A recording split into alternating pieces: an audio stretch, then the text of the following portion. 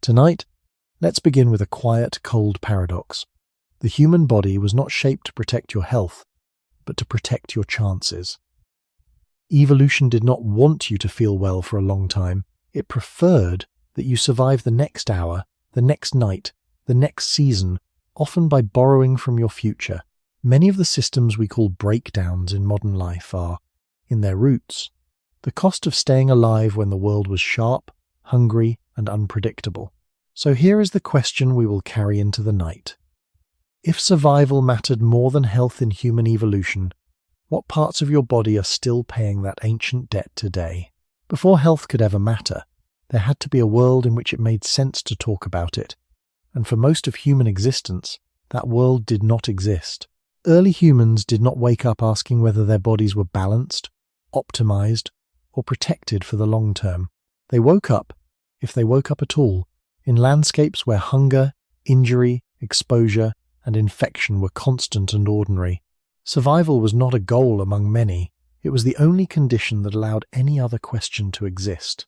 In such environments, a body that could endure discomfort, push through pain, and function while damaged, had a greater chance of passing on its genes than a body that demanded stability or comfort.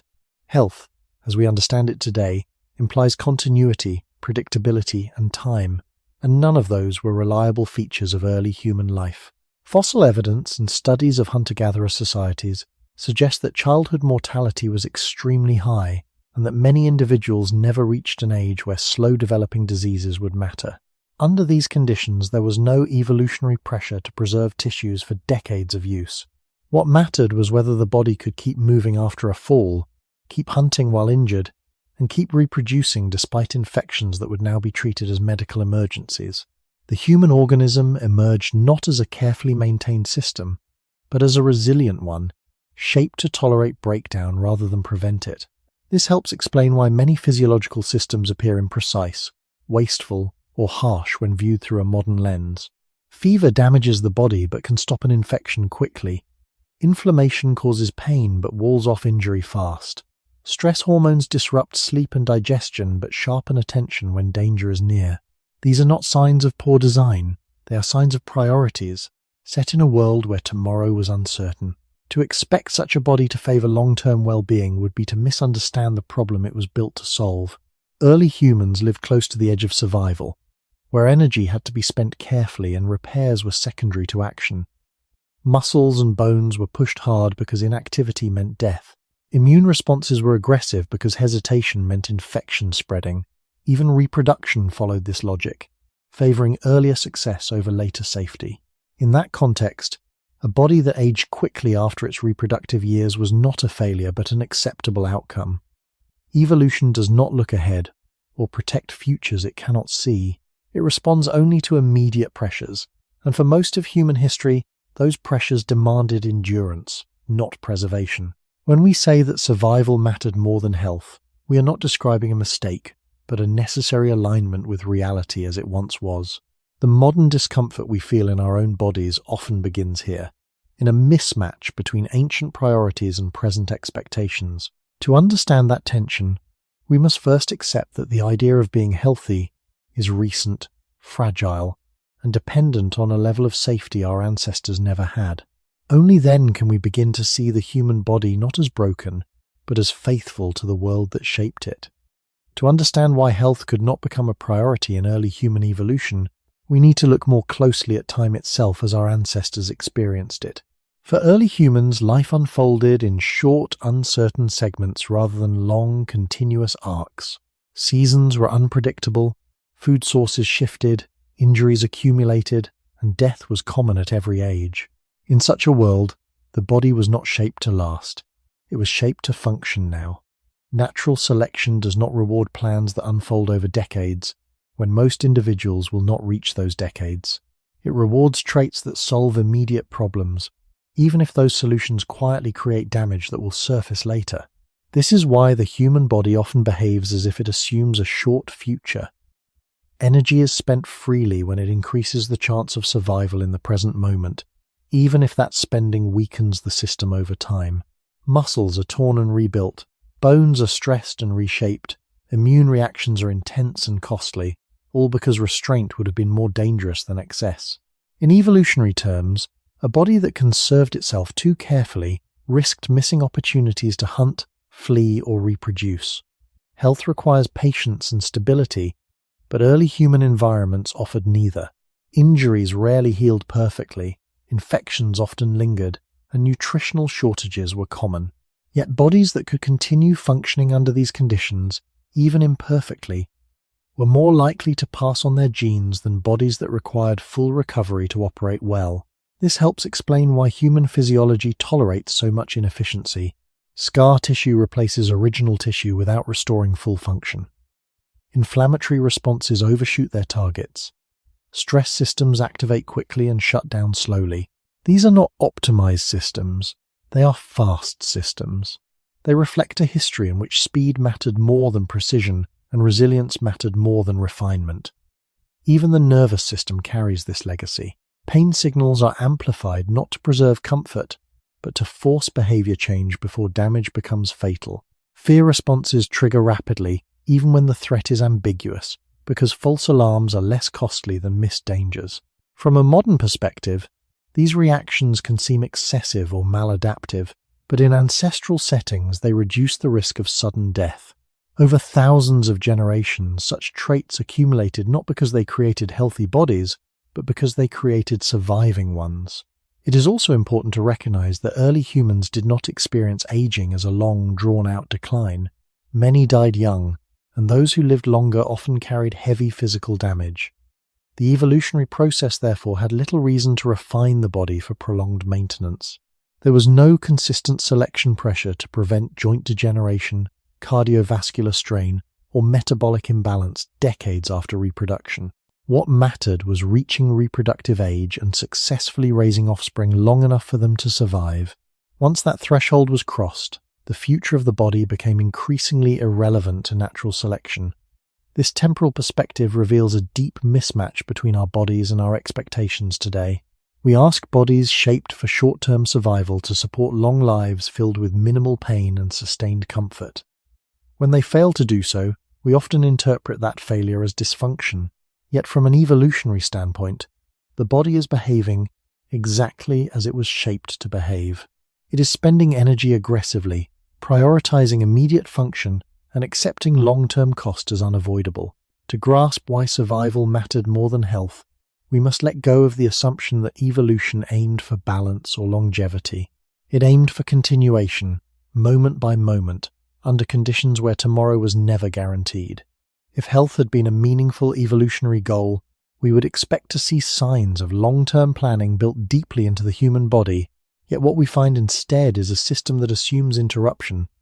Early human lives were not only short on average, they were also frequently cut short without warning.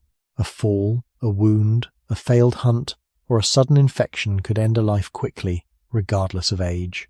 In such conditions, natural selection favored bodies that behaved as if time was scarce. There was little advantage in building structures meant to last many decades when the environment rarely allowed those decades to be reached. This is why so many human systems are disposable by design. Teeth wear down without replacement. Joints absorb impact without perfect repair. Organs adapt to stress in ways that trade future stability for immediate output. These traits were not selected because they were ideal, but because they worked well enough under constant threat. The concept of preventive care, so central to modern health thinking, would have had no place in ancestral life. Preventing a disease that might appear years later was irrelevant when daily survival was uncertain.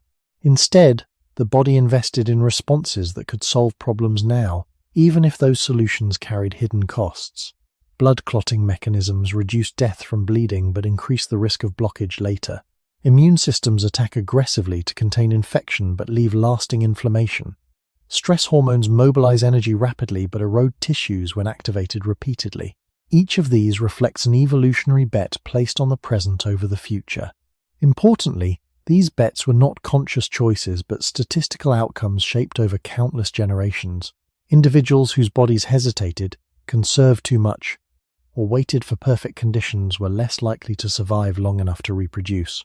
Over time, the population shifted toward traits that favored action over preservation. This helps explain why the human body often lacks redundancy in critical systems. Many organs perform multiple roles, leaving little margin for failure. When damage accumulates, there is limited capacity for full restoration. From a health perspective, this seems fragile, but from a survival perspective, it is efficient. Resources were finite, and allocating them toward immediate performance offered the highest return. Aging, in this framework, is not a mysterious decline, but a predictable outcome of a system built without long-term guarantees. As damage accumulates and repair mechanisms fall behind, the body gradually loses efficiency. Yet because this decline typically occurs after reproductive years, it exerted minimal pressure on evolutionary outcomes. The environment did not reward bodies that aged gracefully. It rewarded bodies that endured just long enough. When we view early human evolution through this lens, the absence of health as a guiding principle becomes clear. Health requires stability, foresight, and sustained protection, conditions that rarely existed. Survival required flexibility, tolerance for damage, and a willingness to sacrifice tomorrow for today. The human body reflects that logic at every level. What we experience now as vulnerability is the echo of a past in which resilience meant surviving repeated insults, not avoiding them. This understanding does not diminish the value of modern health, but it grounds it in reality. Our bodies were never shaped for the long, protected lives we now live. They were shaped to navigate danger, scarcity, and uncertainty, one moment at a time. When we move from environment to mechanism, the logic of survival over health becomes even clearer. Natural selection does not evaluate outcomes the way medicine does. It does not ask whether a system is gentle, balanced, or sustainable. It asks only whether that system increases the probability of survival and reproduction under immediate pressure. This is why so many human biological responses are fast, forceful, and imprecise. Speed was safety, delay was danger. In early human life, threats rarely unfolded slowly. Predators attacked suddenly, injuries bled immediately, infections spread rapidly. A body that waited to respond carefully risked being too late. As a result, natural selection favored mechanisms that acted first and corrected later, if correction was possible at all. This priority shaped nearly every regulatory system in the body.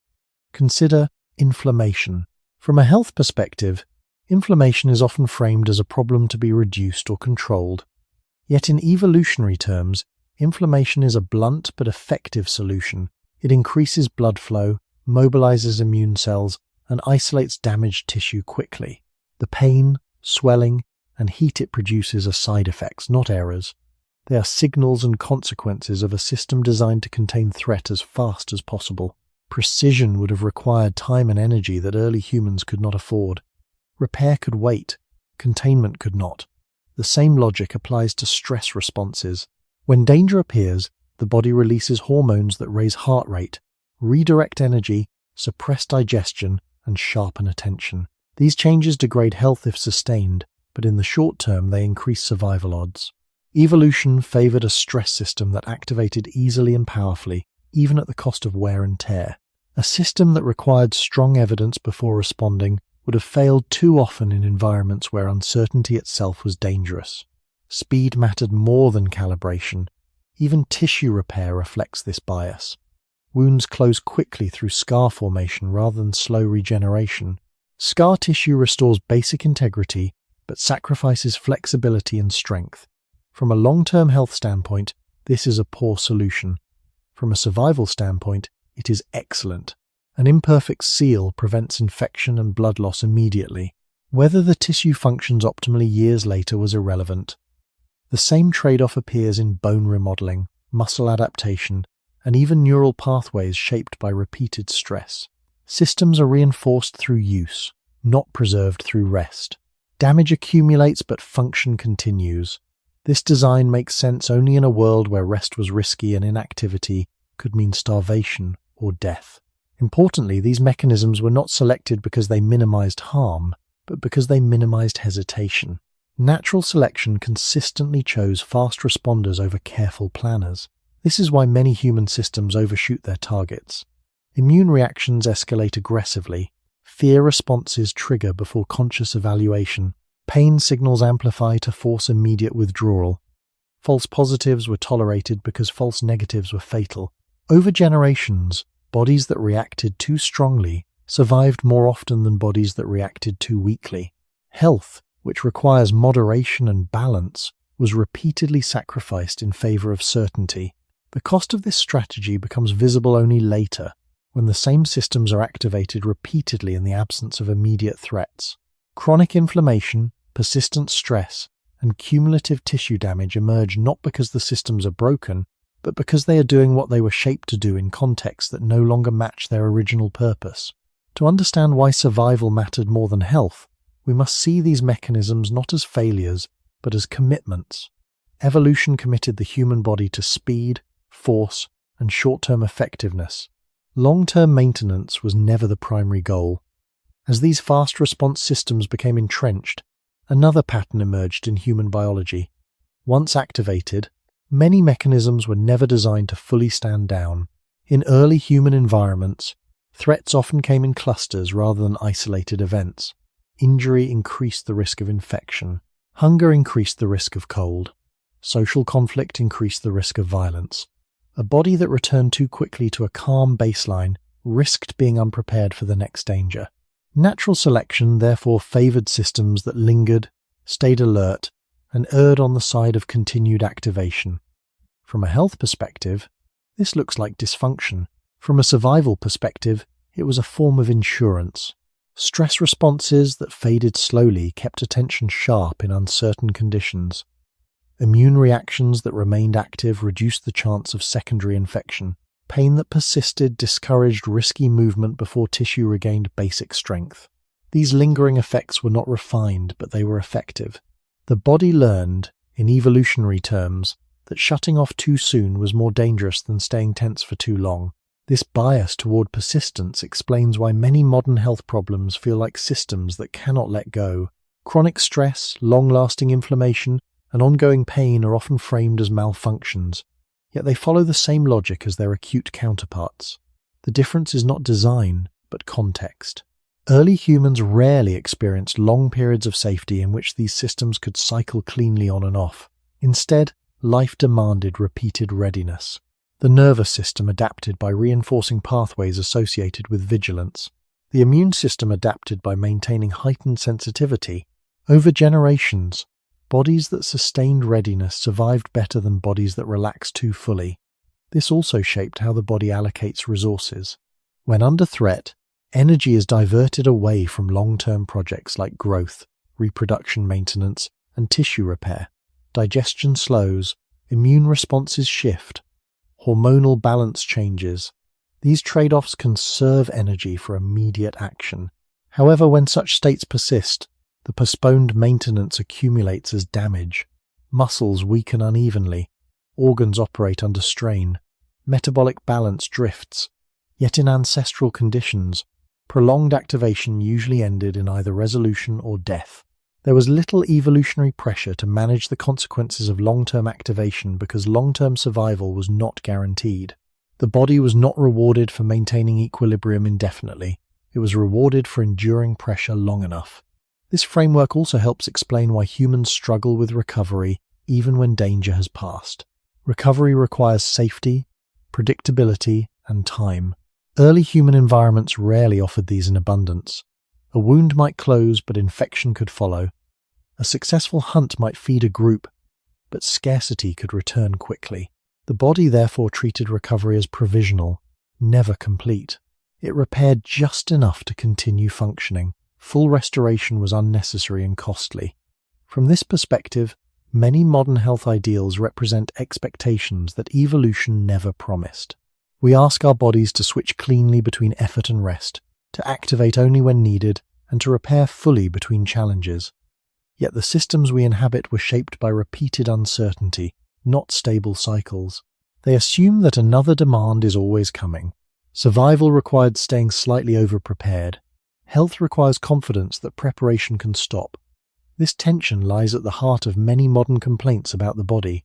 When viewed through the lens of evolution, these complaints reveal not a broken design, but a design optimized for a harsher timeline.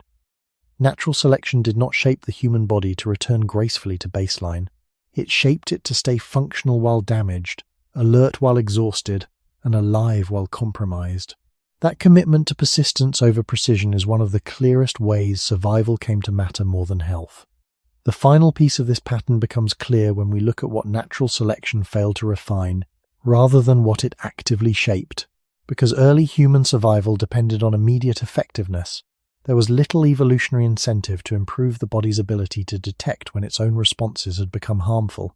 Systems that reacted quickly and stayed active were favored even if they caused collateral damage, as long as that damage did not prevent reproduction. Over time, this created bodies that are excellent at escalating responses but poor at monitoring long-term cost. There was no reliable feedback loop telling evolution that a system had gone too far, because the negative consequences often appeared late, inconsistently, or after genes had already been passed on. This is why many survival mechanisms lack internal brakes. Immune responses do not easily distinguish between useful inflammation and self-damage. Stress systems do not precisely measure when alertness becomes exhaustion. Pain does not gently fade when learning is complete. These systems were never required to be self-limiting. In ancestral contexts, external limits often intervened first. The threat ended, the individual died, or circumstances changed. The body did not need to manage prolonged success. It needed to survive repeated emergencies. As a result, natural selection optimized escalation far more than resolution. This imbalance is especially visible in the modern world, where the same systems are triggered by abstract, chronic pressures rather than immediate physical danger. Social stress, psychological uncertainty, and persistent environmental signals activate ancient responses without offering the clear endpoints they evolved around. The body responds as it always has, increasing readiness and conserving energy for action, but the action never arrives. From a health perspective, this creates dysfunction. From an evolutionary perspective, it reveals the limits of the original design. These systems were not built to operate continuously without resolution. They were built to handle bursts of danger followed by either relief or death. Importantly, this does not mean the body is malfunctioning. It means it is operating according to rules shaped by a different world. The absence of fine-tuned shut-off mechanisms is not a flaw that evolution failed to correct. It is a consequence of survival being measured in moments rather than lifetimes. Bodies that reacted too cautiously or too briefly were removed from the population. Bodies that reacted strongly and persistently remained.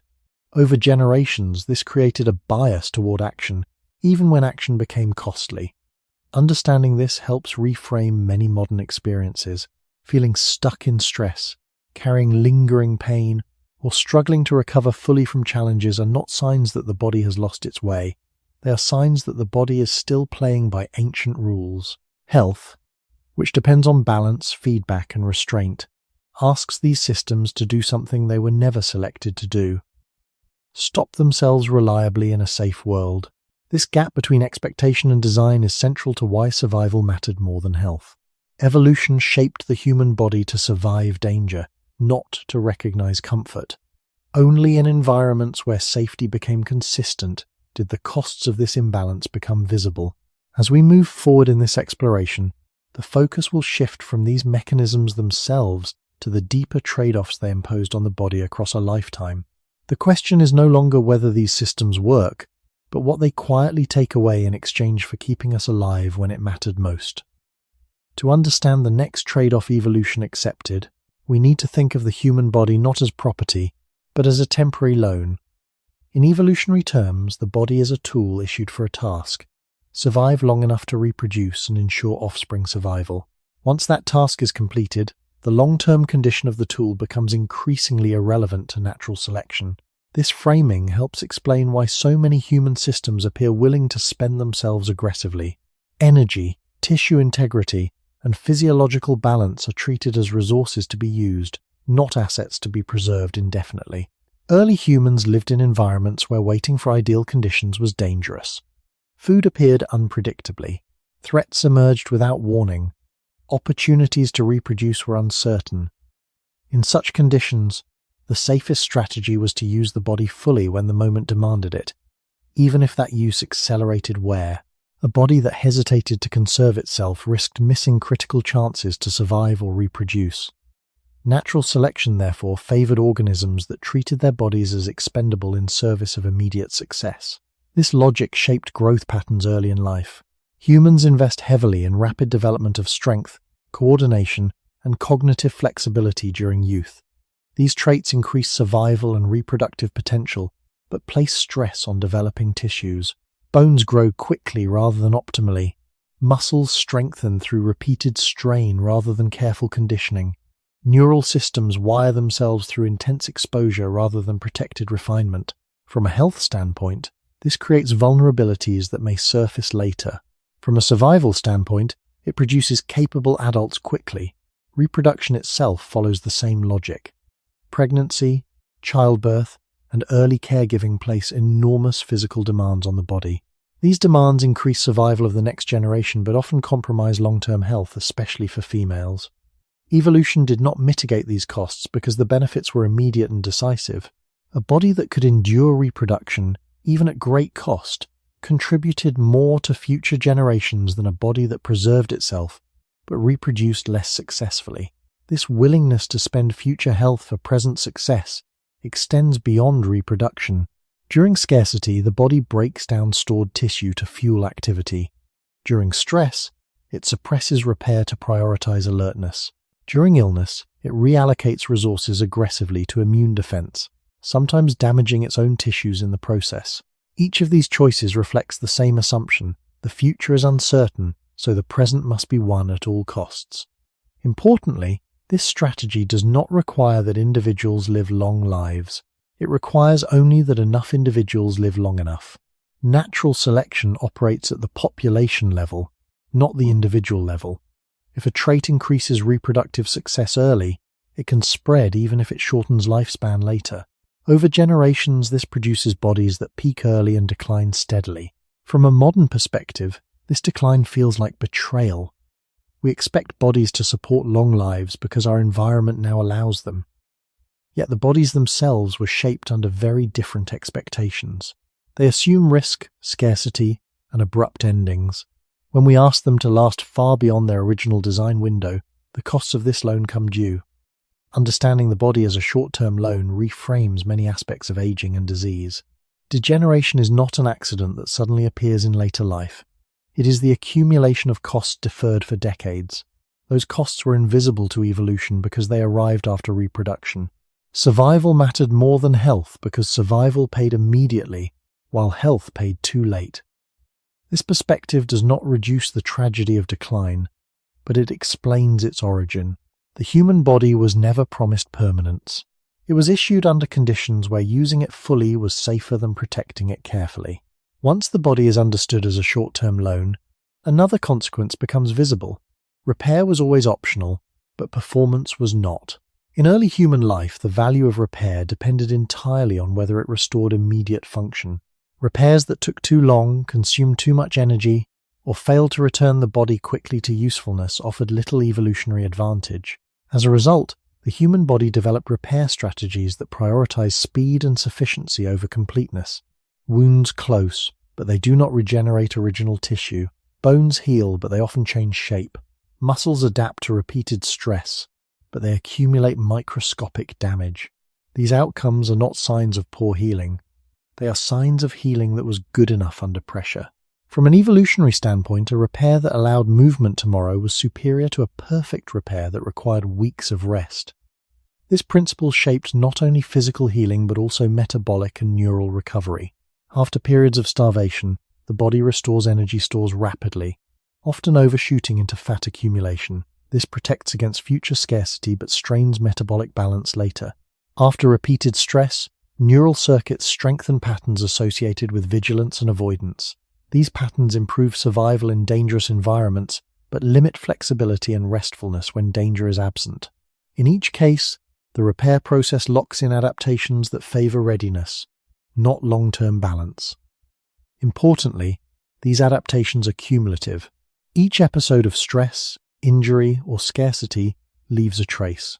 Over a lifetime, these traces accumulate into structural and functional changes that we now label as aging. Yet aging is not driven by a single failure. It emerges from countless small compromises made in favor of continued function. Early humans were rarely afforded the luxury of full recovery. Even when one threat passed, another often followed. The body therefore learned to operate under partial repair as a normal state. This is why many systems never return to an original baseline. Baseline itself shifts over time, shaped by experience rather than preservation. From a health perspective, this appears as gradual decline. From a survival perspective, it is continuity under strain. Another consequence of this strategy is uneven investment across the body. Structures critical for immediate survival received priority. Muscles for locomotion, sensory systems for detection, and neural circuits for decision-making were maintained as long as possible. Other systems, less essential in the short term, were allowed to degrade earlier. Joint surfaces wear, connective tissues stiffen, and fine metabolic regulation loosens. These changes do not typically prevent survival in early or midlife, so they exerted little pressure on selection. The body, acting as a loan, allocates resources where they yield the highest immediate return. This also explains why modern interventions often feel like they are working against the body rather than with it. Medical care emphasizes prevention, rest, and long-term maintenance. The body's default logic emphasizes action, compensation, and tolerance of damage. When these logics collide, discomfort and confusion arise. The body resists inactivity, recovers unevenly, and adapts in ways that solve yesterday's problems rather than today's goals. Understanding this does not mean rejecting modern health practices. It means recognizing the evolutionary context that shaped our responses to them. The body is not failing to heal perfectly because it is broken. It is healing according to a rule set written in a world where waiting safely was rare. Survival demanded momentum. Repair was allowed only insofar as it preserved that momentum. Over time, the cost of this approach becomes visible. But by then, the evolutionary task has already been completed. The loan has served its purpose. The final consequence of treating the body as a short-term loan is that decline is not postponed evenly. It is simply ignored until it can no longer be ignored. In early human life, there was no evolutionary advantage in detecting slow deterioration early or responding to it gently. Gradual losses did not threaten immediate survival, so they remained invisible to selection. Vision that faded slightly, joints that stiffened incrementally, or metabolic regulation that drifted over years did not prevent hunting, gathering, or reproduction in early adulthood. By the time these changes became limiting, genes had already been passed on. As a result, the human body lacks robust systems for early warning and gradual correction. It is far better at handling crises than at managing slow erosion. This explains why many age-related changes appear suddenly from a subjective point of view, even though they have been developing quietly for years. The body did not evolve to communicate long-term risk clearly, because responding to that risk would not have improved survival outcomes in ancestral settings. Instead, it evolved to signal danger when thresholds were crossed, often abruptly. Pain appears when damage interferes with function. Fatigue intensifies when reserves are depleted. Disease becomes noticeable when compensation fails. These signals arrive late because, evolutionarily speaking, earlier signals were unnecessary. The body was expected to function until it could not. Another implication of this strategy is that trade-offs are rarely reversible. Once tissue is replaced with scar, once neural patterns are reinforced by repeated stress, once metabolic pathways adapt to scarcity, returning fully to an earlier state becomes difficult. Evolution did not invest in reversibility, because reversibility requires spare capacity and time. Early human life rarely offered either. Adaptations were meant to stick, not to be undone. This rigidity makes sense in a world where the same challenges recur and where consistency of response increases survival. In the modern world, however, it creates friction. Bodies hold on to adaptations that no longer serve their environment. Yet this persistence is not stubbornness, it is fidelity to past conditions. The body assumes that what saved it before may be needed again. Importantly, this perspective reframes decline not as failure, but as the visible cost of success. The human body succeeded in surviving repeated threats by spending itself. It succeeded in reproducing by prioritizing function over preservation. The wear that accumulates later is evidence of those earlier victories. Survival mattered more than health because survival paid off immediately, while health was a delayed and uncertain benefit. When we view the body through this lens, many questions shift. Instead of asking why the body did not protect itself better, we can ask what it was protecting itself from. The answer lies in a past where danger was constant and time was short. The body learned to assume that it would be used hard and replaced by the next generation. Longevity was not the plan. Continuity was. As modern humans, we inherit bodies shaped by this logic, yet we live in conditions that extend life far beyond the original design horizon. The tension we experience between expectation and capacity begins here. Understanding the body as a loan that was never meant to be held for so long allows us to approach aging and decline with clarity rather than blame. The body is not breaking its promise. It is keeping the only promise evolution ever made, to get us through the next danger, even if it costs us the future. Pain, fatigue, and fear are often described as enemies of health, yet from an evolutionary perspective they are among the most valuable tools the human body possesses. These sensations were never designed to make life pleasant or balanced. They were designed to change behavior quickly. In early human environments, the cost of missing a signal was often death.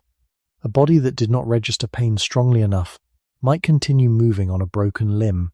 A body that did not feel fatigue might collapse far from shelter. A mind that did not generate fear might hesitate when hesitation was fatal. Natural selection therefore shaped these systems to be loud, urgent, and difficult to ignore. Comfort was irrelevant. Compliance was everything. Pain forces withdrawal. Fatigue forces rest. Fear forces caution or escape. Each of these responses reduces immediate risk, even if it diminishes long-term well-being. Pain, in particular, evolved as a blunt warning system rather than a precise diagnostic tool. It does not carefully distinguish between minor and major threats. It amplifies sensation to ensure attention. This amplification increases suffering, but it also increases survival odds. In ancestral settings, it was safer to overreact than to underreact. A false alarm cost energy. A missed alarm cost life. Fatigue follows a similar logic. Exhaustion discourages continued effort when energy reserves are low, reducing the risk of collapse or injury. Yet fatigue is not calibrated for modern endurance or sedentary lifestyles. It evolved to signal danger when exertion threatened immediate survival. Fear operates at an even deeper level. It shapes memory, attention, and decision-making. Fear biases perception toward threat, narrowing focus and accelerating response. This bias sacrifices nuance and long-term planning in favor of rapid action. From a health perspective, chronic fear erodes mental and physical stability. From a survival perspective, fear that lingered increased vigilance in uncertain environments. Early humans who forgot danger too quickly were less likely to survive repeated encounters. These systems were reinforced together. Pain heightened fear. Fear intensified fatigue. Fatigue lowered tolerance for pain. This integration created a powerful behavioral control network. The body learned to protect itself not by maintaining internal harmony, but by compelling external behavior that reduced risk. Importantly, these sensations were not intended to resolve neatly. Relief was not guaranteed. Pain could persist after injury. Fear could remain after threat. Fatigue could linger after exertion. This persistence kept behavior conservative during recovery.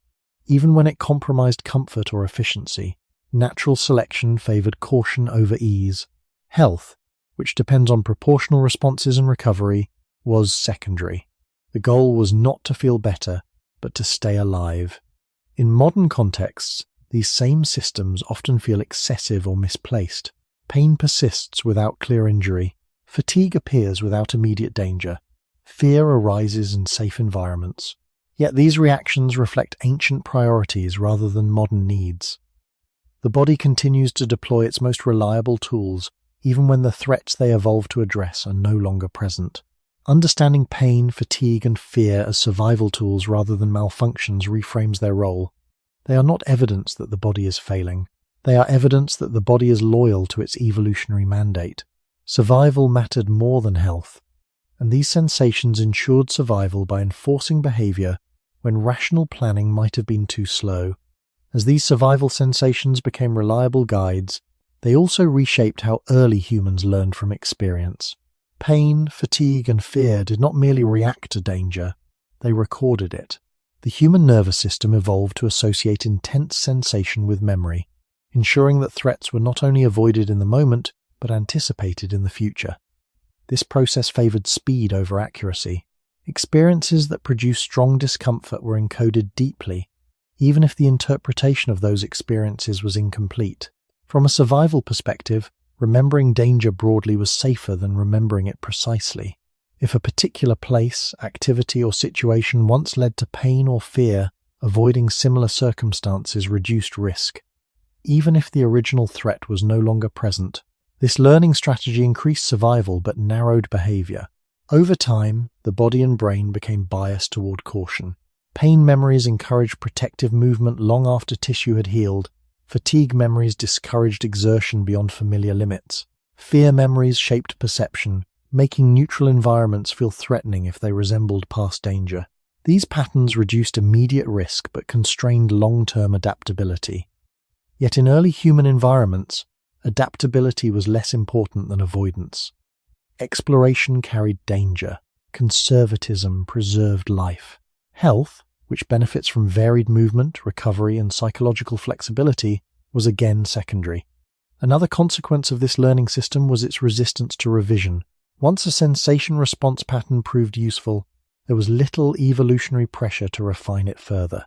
A fear response that prevented one injury was considered successful, even if it later restricted movement unnecessarily. A pain response that discouraged use of a damaged limb was favored, even if it persisted beyond recovery. Natural selection did not penalize excess caution if it did not prevent reproduction.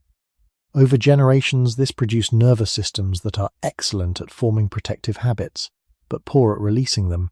The body learned that holding on to warning signals was safer than letting them go. This explains why modern humans often struggle to recalibrate these sensations. Pain can continue without ongoing damage. Fatigue can persist despite adequate resources. Fear can dominate thought even in objectively safe conditions. These experiences feel maladaptive because they interfere with comfort and productivity. Yet they are the expected outcomes of systems shaped to prioritize survival in unpredictable environments. The body assumes that the cost of letting go is higher than the cost of holding on. Importantly, this learning bias also influenced social behavior. Fear of exclusion, conflict, or loss became powerful motivators. Social pain activates similar pathways to physical pain, reinforcing behaviors that maintain group belonging. In early human groups, isolation increased mortality risk. The discomfort associated with social threat promoted conformity and caution. These responses improved survival, but limited individual well-being. Emotional health, like physical health, was not the goal. Group survival was. The integration of sensation, memory, and behavior created a body that learned through discomfort rather than insight. Pain taught boundaries. Fatigue taught limits. Fear taught avoidance. These lessons were efficient, but they were also blunt. They did not adapt quickly to changing conditions. They assumed that what was dangerous once would be dangerous again. In modern life, where threats are abstract and environments stable, this assumption produces tension. The body continues to enforce ancient lessons in contexts where they no longer apply. Understanding this does not require rejecting these sensations. It requires recognizing their origin. They are not messages about present safety. They are echoes of past necessity. Survival mattered more than health because survival required learning that was fast, durable, and conservative.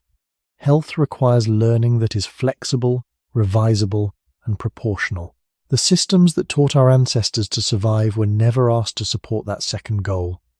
The final effect of relying on pain, fatigue, and fear as survival tools is that the body learned to regulate behavior through discomfort rather than understanding.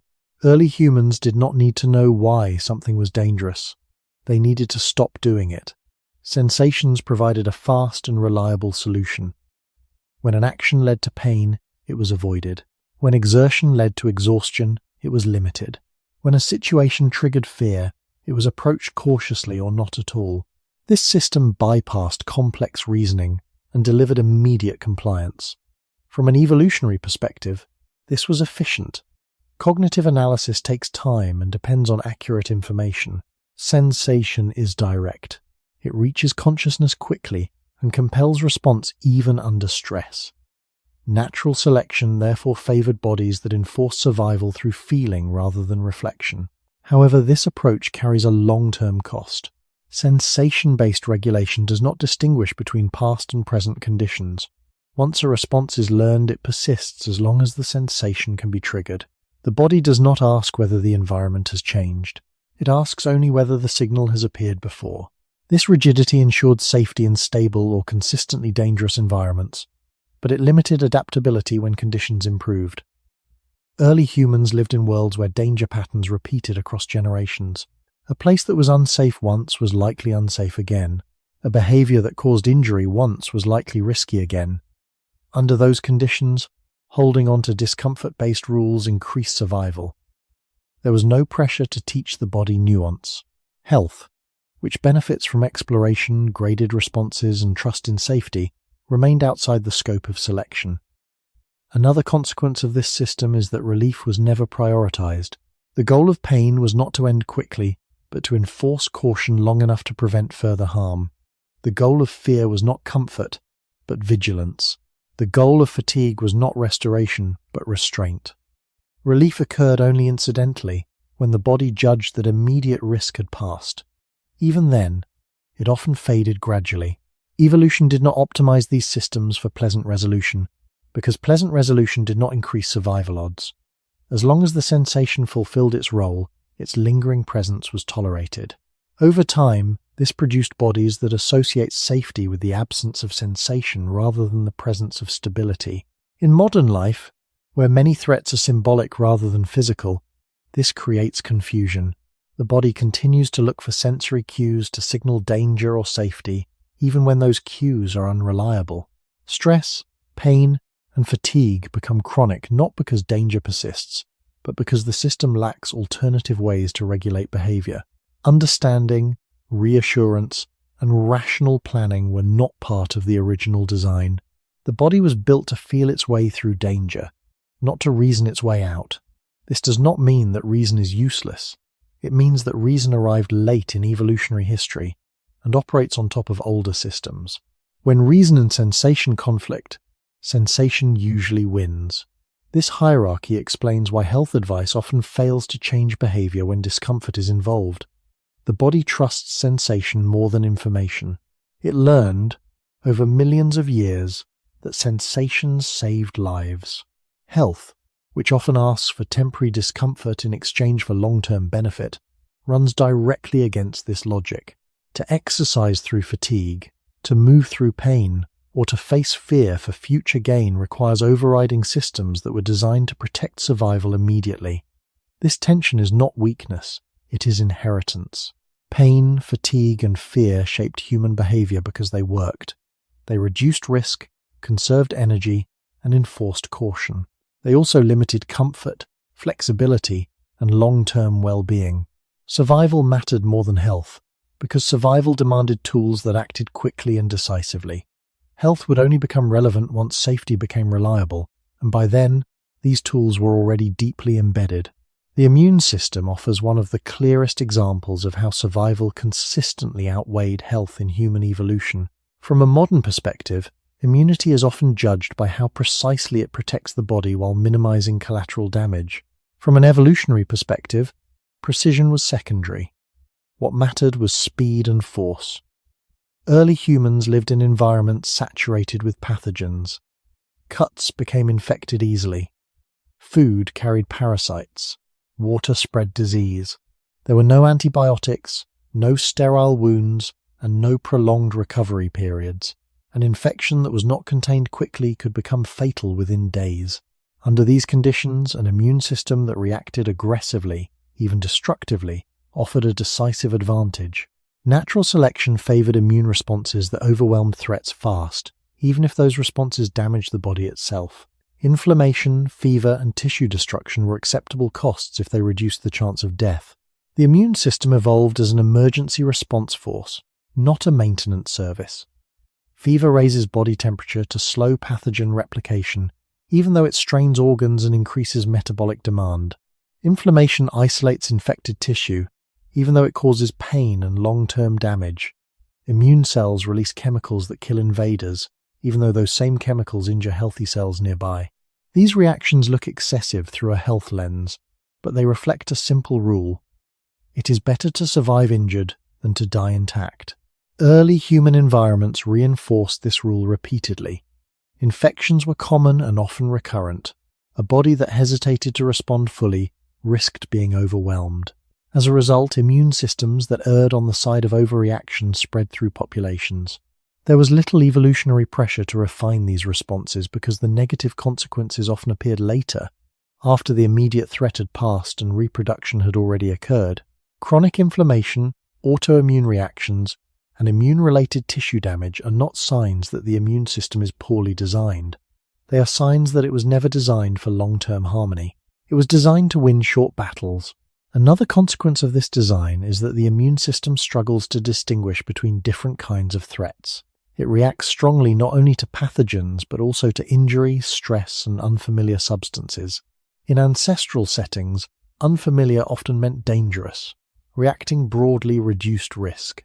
In modern environments, where novelty is common and many threats are non-lethal, this same strategy produces allergy, autoimmunity, and chronic inflammatory conditions. Yet from an evolutionary standpoint, a false alarm was cheaper than a missed infection. Health requires discrimination. Survival rewards vigilance. The immune system was shaped for the second goal. Importantly, immune activity is energetically expensive. Activating immune defenses diverts resources away from growth, repair, and reproduction. During illness, appetite drops, fatigue increases, and normal maintenance slows. These changes protect survival in the short term by prioritizing defense. They compromise health in the long term by interrupting restoration. Evolution tolerated this trade-off because a surviving but weakened body could still reproduce, while a dead body could not. Over generations, this logic became embedded. The immune system does not ask whether a response will age the body prematurely. It asks whether it will stop the threat now. When we experience immune-related illness today, we often interpret it as malfunction. Yet what we are witnessing is an ancient survival strategy operating in a world where immediate lethal infection is no longer the primary danger.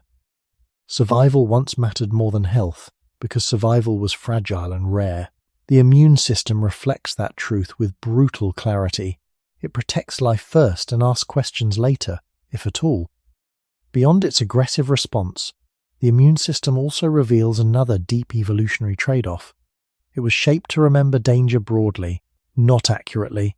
Immune memory evolved to ensure that once a threat was encountered, the body could respond faster the next time. In early human life, repeated exposure to the same pathogens was common. A wound, a contaminated water source, or close living conditions meant that infections returned often. An immune system that remembered aggressively improved survival by shortening response time. Precision was less important than readiness. Remembering a threat slightly too broadly was safer than forgetting it entirely. This is why immune memory tends to generalize. Once activated, it can react strongly to substances that resemble past threats, even if they are harmless. From a health perspective, this generalization produces allergy, hypersensitivity, and autoimmune reactions. From a survival perspective, it reduced the risk of fatal reinfection. Natural selection favored immune systems that assumed similarity equaled danger. The cost of unnecessary inflammation was lower than the cost of delayed defense. Another consequence of this memory system is that it does not easily forget. Immune responses can persist long after the original trigger has disappeared. In ancestral environments, this persistence increased protection in settings where reinfection was likely. There was no advantage in quickly returning to a neutral state when danger might reappear at any time. As with other survival systems, lingering activation was safer than rapid relaxation. Over time, this created immune responses that are difficult to shut down once established. Chronic inflammation is not an accident of modern life. It is an extension of a system that learned to stay active in hostile conditions. The immune system also interacts closely with stress and metabolism, reinforcing its survival bias. When the body perceives threat, immune activity increases while repair and maintenance slow. Energy is diverted away from long-term projects toward defense. This coordination made sense when survival depended on winning short, repeated battles against infection. However, it also meant that prolonged immune activation gradually eroded tissues, disrupted hormonal balance, and altered metabolic function. These effects accumulated silently, rarely interfering with reproduction. Evolution, therefore, did not correct them. The immune system was never asked to support long-term vitality, it was asked to prevent death now. Importantly, early humans did not live in environments where immune overactivity was clearly maladaptive. Lifespans were shorter, and many individuals died from external causes before chronic immune damage became limiting. In those who survived longer, immune-related survival favored bodies that reacted first and endured the consequences later. In modern environments, where exposure to lethal pathogens is reduced and lifespan is extended, this imbalance becomes visible. Immune systems trained for constant threat now respond to minor challenges as if they were existential. The result is a growing burden of inflammatory disease. Yet this burden does not reflect a mismatch between the immune system and its purpose.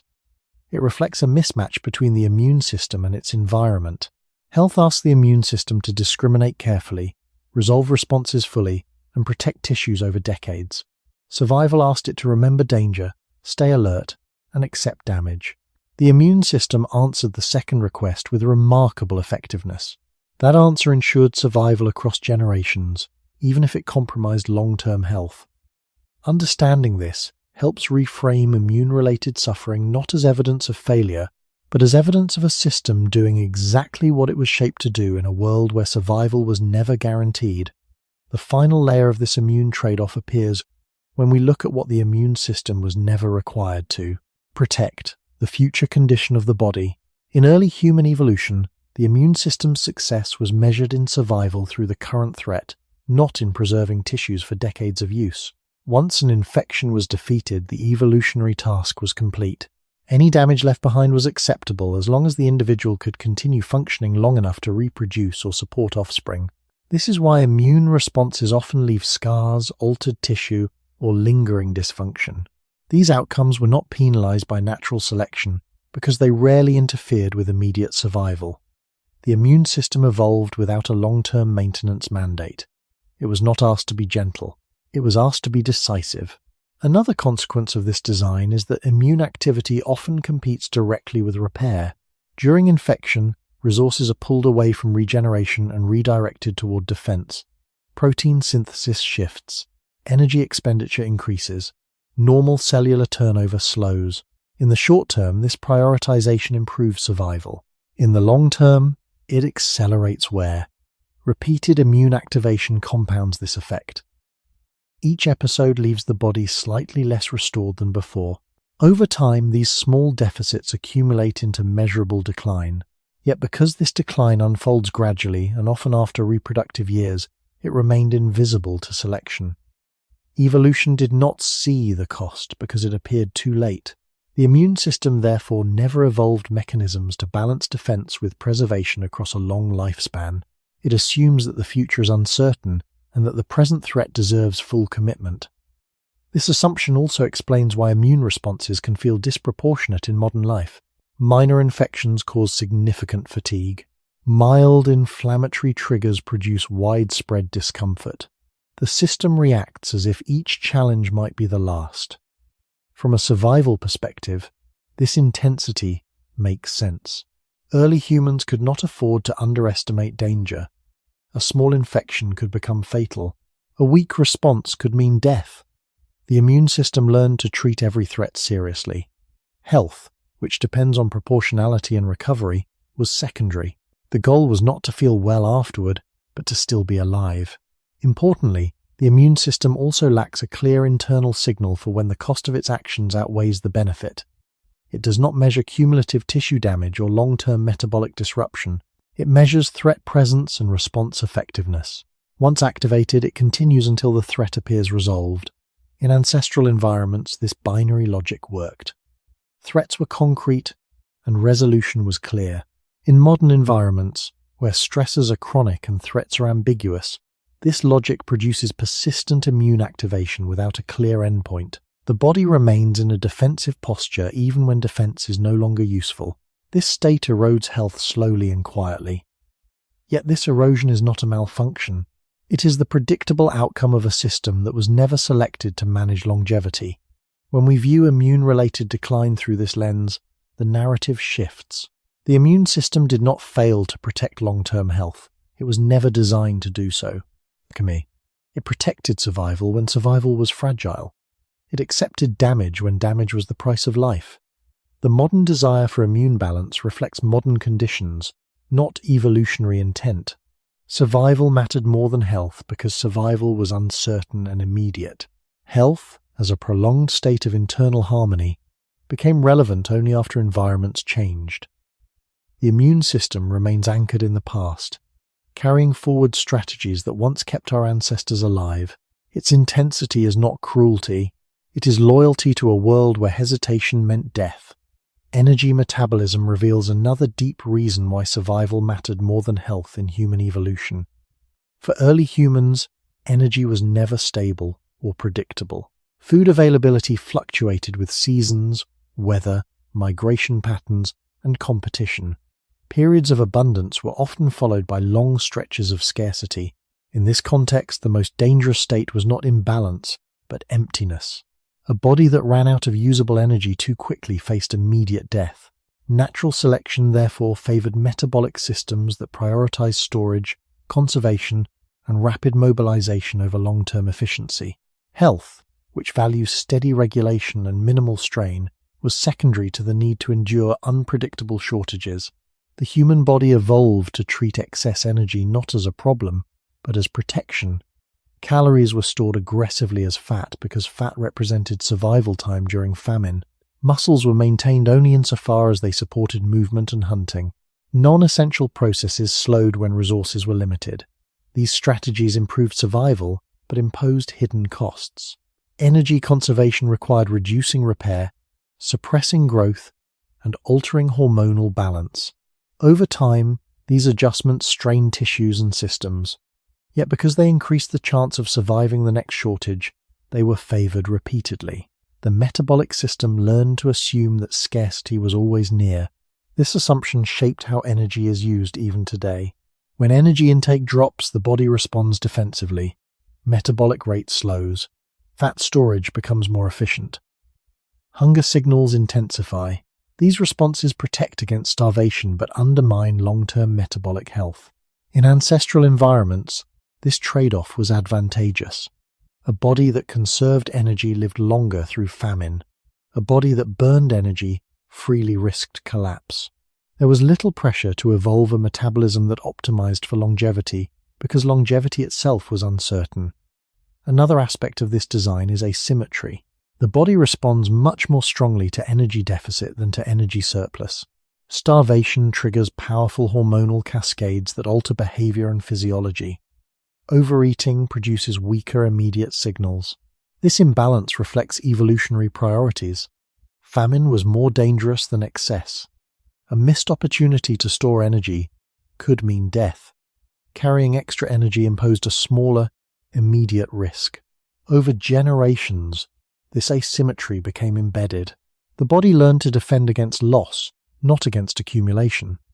Health problems associated with excess energy appear slowly and often after reproductive years, so they exerted little selective pressure. Survival demanded preparedness, not moderation. Energy metabolism also interacts with stress and immunity, reinforcing its survival bias. During threat, energy is diverted toward muscles, brain, and immune response. Digestion slows. Storage patterns shift. These changes increase short-term survival but disrupt long-term balance. Repeated activation of these pathways accumulates damage. Insulin sensitivity changes.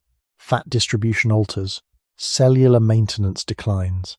Yet in early human life, these consequences rarely prevented survival to reproduction. Evolution therefore did not correct them.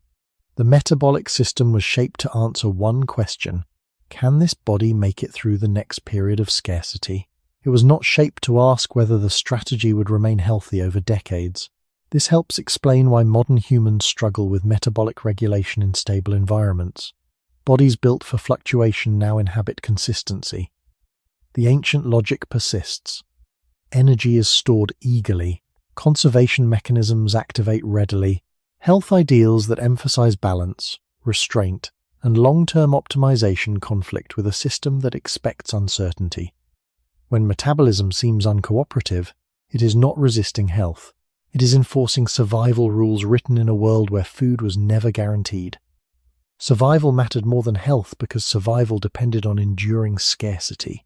Energy metabolism reflects that truth in every adjustment it makes. As this metabolic logic became established, it also shaped how the body responds to stress and uncertainty beyond simple hunger. In early human life, energy decisions were rarely isolated. Scarcity often coincided with danger, cold, illness, and social instability. The metabolic system therefore evolved to integrate multiple signals and respond with a unified survival strategy. When threat was detected, the body assumed that energy would soon be needed urgently. It shifted into a mode that prioritized immediate availability over long-term efficiency. Hormones increased blood sugar, mobilized fat, and suppressed processes that did not contribute directly to survival. From a health perspective, this creates imbalance. From a survival perspective, it ensures readiness. This integration explains why stress so powerfully disrupts metabolism. Stress signals activate ancient pathways that evolved to prepare the body for famine, injury, or flight. Appetite changes. Cravings intensify. Energy storage patterns shift. These responses are not mistakes. They reflect a system that learned to treat uncertainty itself as a threat. In ancestral environments, uncertainty often preceded scarcity. A failed hunt, a disrupted migration, or social conflict could quickly reduce food access. Preparing metabolically for shortage improved survival. The body therefore learned to respond to stress by conserving and reallocating energy aggressively. Another consequence of this integration is rigidity. Once the metabolic system enters a defensive state, it resists rapid reversal. Returning to a state of abundance required repeated signals of safety over time.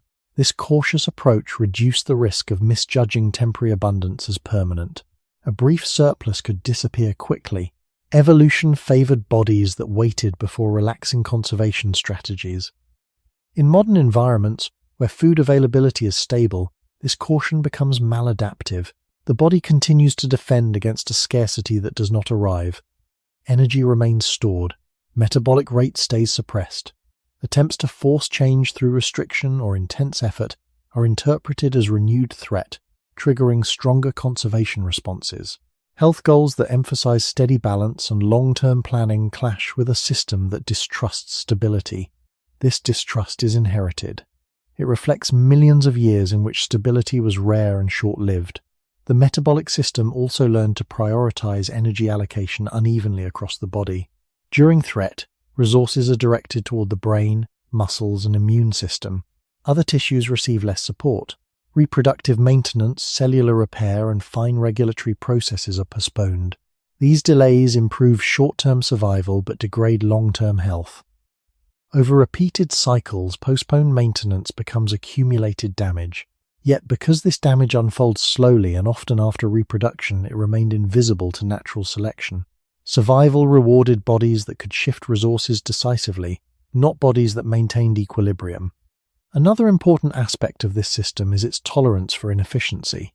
Rapid mobilization of energy produces byproducts and strain. Blood sugar spikes. Fat metabolism generates stress at the cellular level. These inefficiencies reduce health but increase availability. In ancestral settings, inefficiency was acceptable because survival windows were short. The priority was access, not optimization. Over generations, the metabolic system became adept at producing energy quickly, even if it taxed tissues. Longevity was not the measure of success. Continuation was. Understanding this helps explain why metabolic disorders emerge so readily in modern life. The body is not failing to adapt. It is executing a strategy designed for instability in an environment of abundance. Health asks the metabolic system to trust consistency, moderate responses, and protect tissues over time. Survival taught it to expect loss, prepare aggressively, and accept damage. The metabolic system chose survival. That choice echoes in every hunger signal, every stress response, and every resistance to sustained change. The final consequence of this energy strategy appears when we consider how little incentive evolution had to correct metabolic imbalance once it no longer threatened immediate survival. In early human life, a metabolism that conserved energy too aggressively was rarely punished. Carrying extra reserves did not usually prevent hunting, gathering, or reproduction in early adulthood. The costs of excess storage emerge slowly, often decades later, and therefore lay outside the window of selection. Natural selection does not plan for prolonged abundance. It responds to repeated scarcity. As long as an energy strategy improved the odds of surviving famine, it persisted even if it undermined health later. This is why the human metabolic system lacks strong internal signals to limit accumulation or restore balance proactively. It is far better at detecting shortage than excess. Hunger signals are urgent and unmistakable. Signals of long-term overload are weak, delayed, and easily overridden. This asymmetry reflects ancestral priorities. Running out of energy was immediately dangerous. Carrying too much was not. Another implication of this design is that metabolic decline often feels sudden. Insulin resistance, fatigue, and reduced energy flexibility can appear to worsen rapidly, even though they develop gradually. The body does not warn gently because early warning offered little evolutionary advantage. Instead, it compensates silently until compensation fails. When failure becomes visible, the system has already been under strain for years. This pattern mirrors other survival systems shaped by evolution. They manage crises well, but monitor slow drift poorly. Metabolism follows the same rule. It adapts quickly to threat, but adjusts slowly to safety. Once conservation mechanisms are established, they resist reversal. This resistance protected early humans from repeated famine, but it complicates health efforts today. Attempts to force metabolic change through restriction or intensity are often interpreted as renewed threat, triggering stronger defensive responses. The body doubles down on conservation because, historically, pressure meant danger. Health strategies that rely on consistency, patience, and gradual adjustment ask the metabolic system to do something it was never trained to do: trust the future. Trust is not an evolved metabolic skill. Another aspect of this design is that energy efficiency was valued less than availability. Early humans did not need perfectly regulated blood sugar over decades. They needed enough energy to move, think, and respond now. Rapid mobilization mattered more than minimizing cellular stress. As a result, metabolic pathways tolerate inefficiency and collateral damage. Over time, this contributes to wear at the cellular and systemic level. Yet because this wear did not interfere with early survival or reproduction, it remained uncorrected. Evolution selected for bodies that could endure repeated metabolic strain, rather than bodies that avoided it.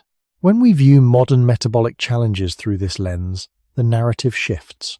These challenges are not evidence that the body is failing to maintain health. They are evidence that the body is maintaining a strategy that once kept humans alive. Survival mattered more than health, because survival depended on preparing for loss, not managing abundance. The metabolic system embodies that lesson. It guards against absence with urgency and treats excess with tolerance. In doing so, it reveals the limits of an evolutionary design shaped in a world where the future was uncertain and scarcity was common. The tension we experience today between metabolic health and lived reality reflects a deeper truth. The body is still solving yesterday's problem with remarkable consistency. Aging becomes easier to understand when we stop treating it as a failure and start seeing it as an accepted outcome.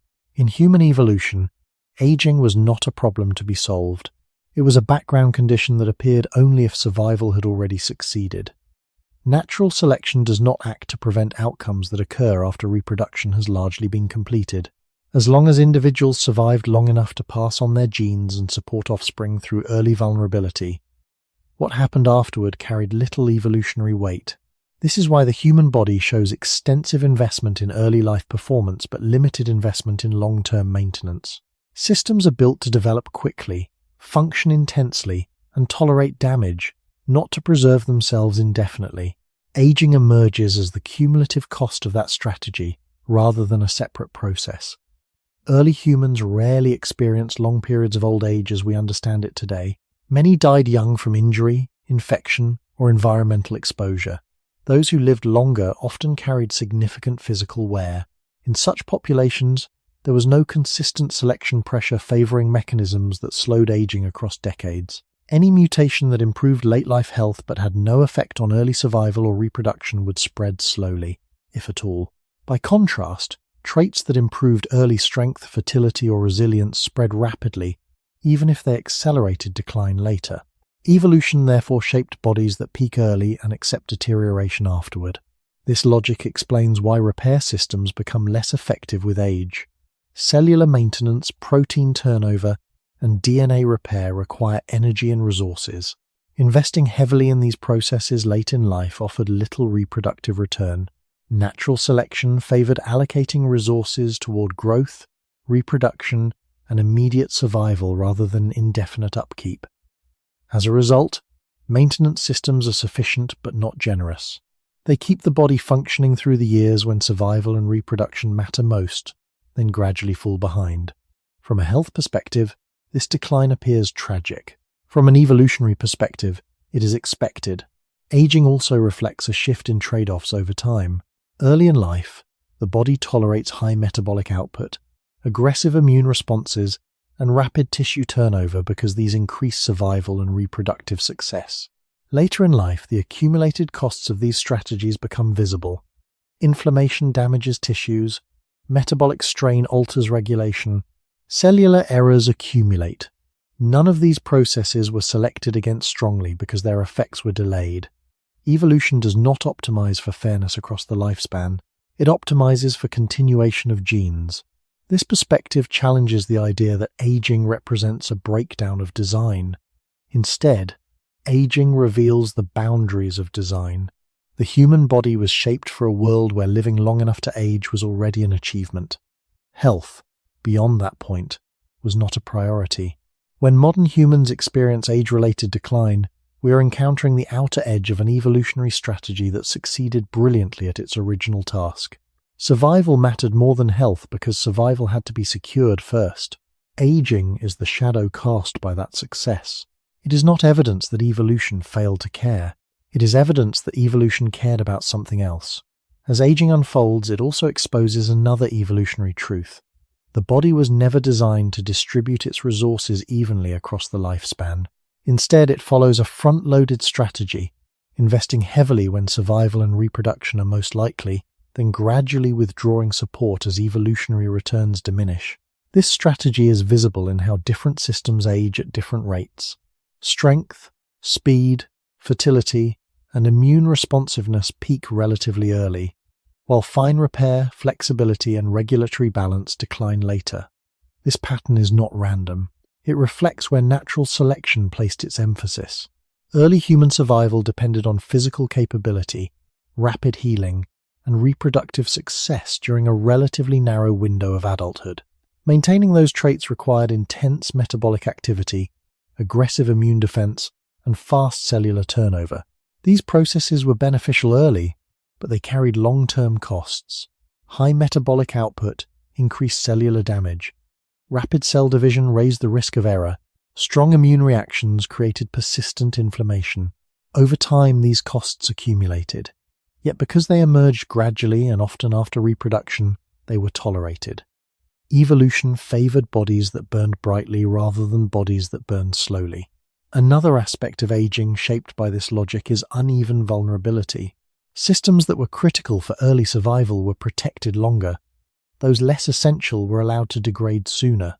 Musculoskeletal strength, basic sensory input, and core metabolic function are maintained relatively well into adulthood.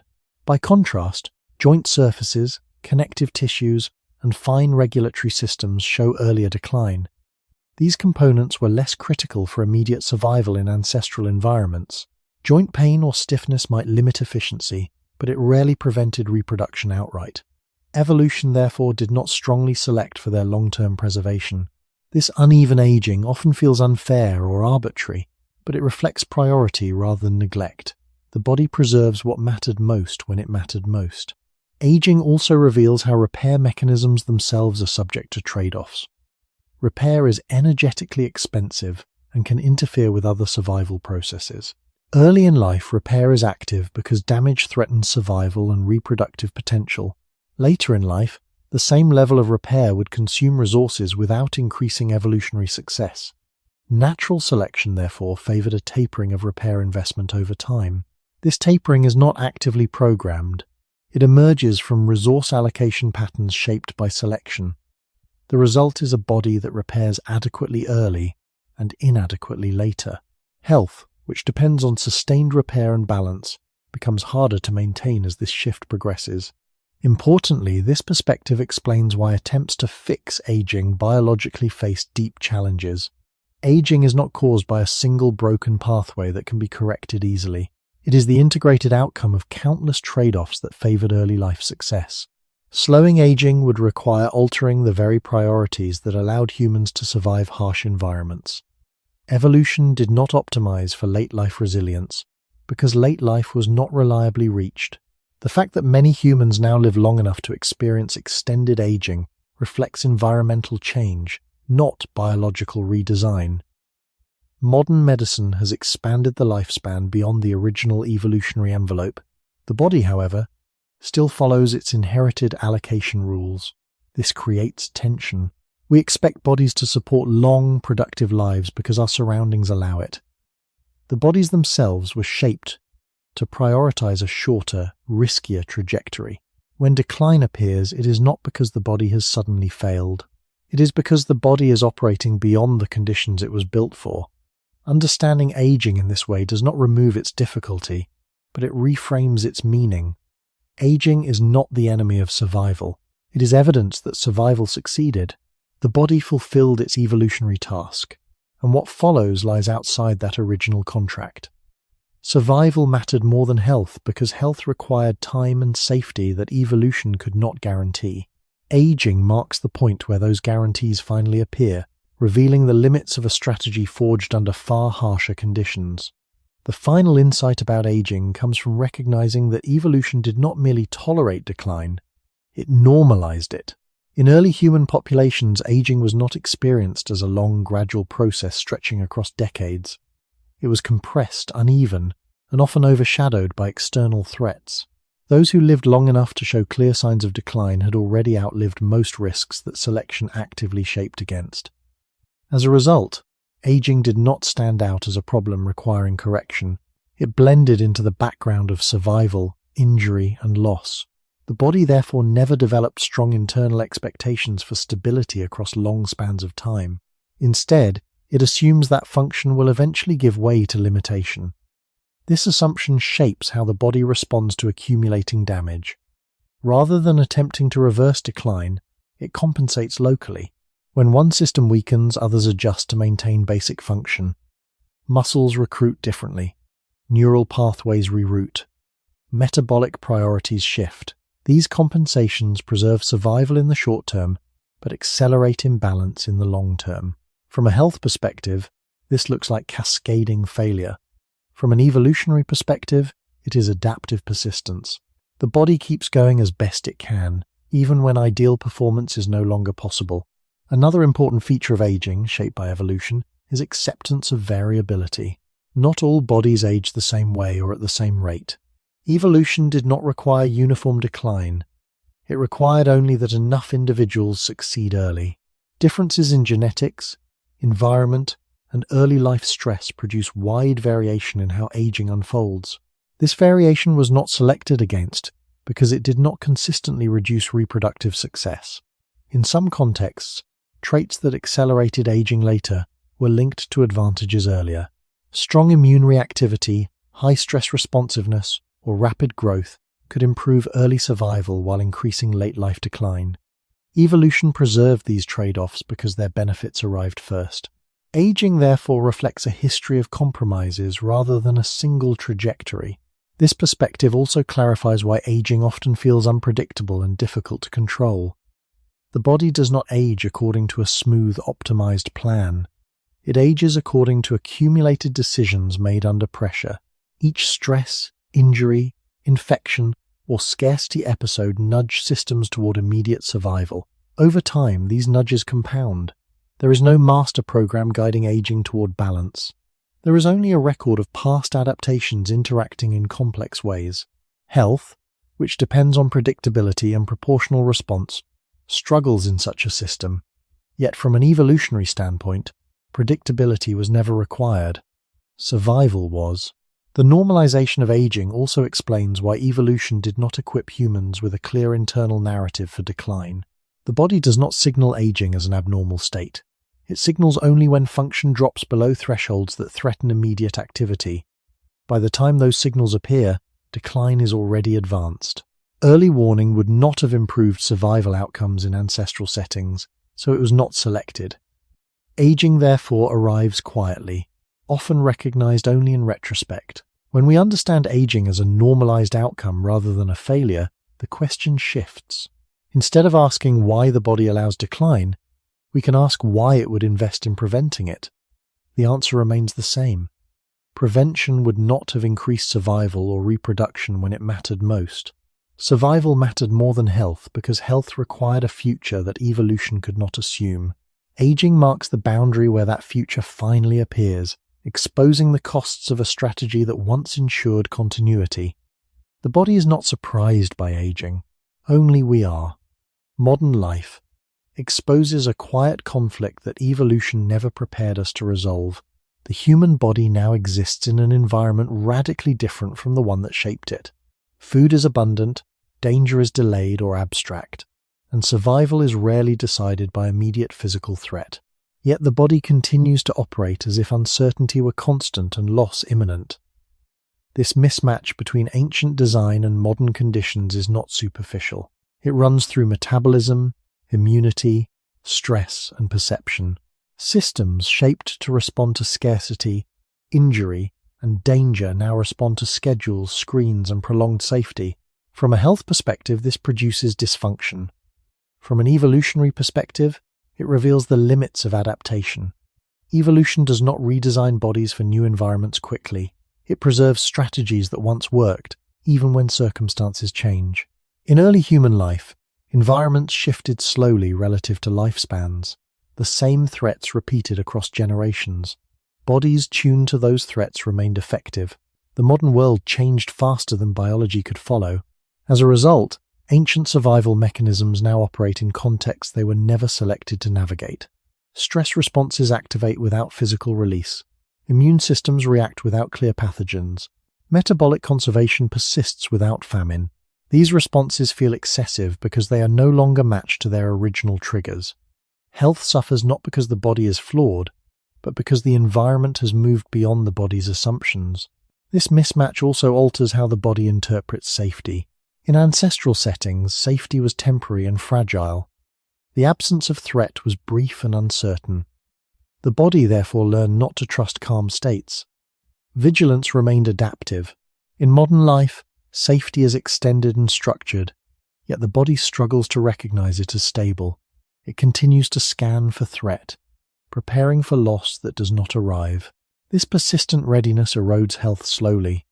Sleep is disrupted, repair is delayed, balance is hard to sustain, yet these effects are not failures of regulation.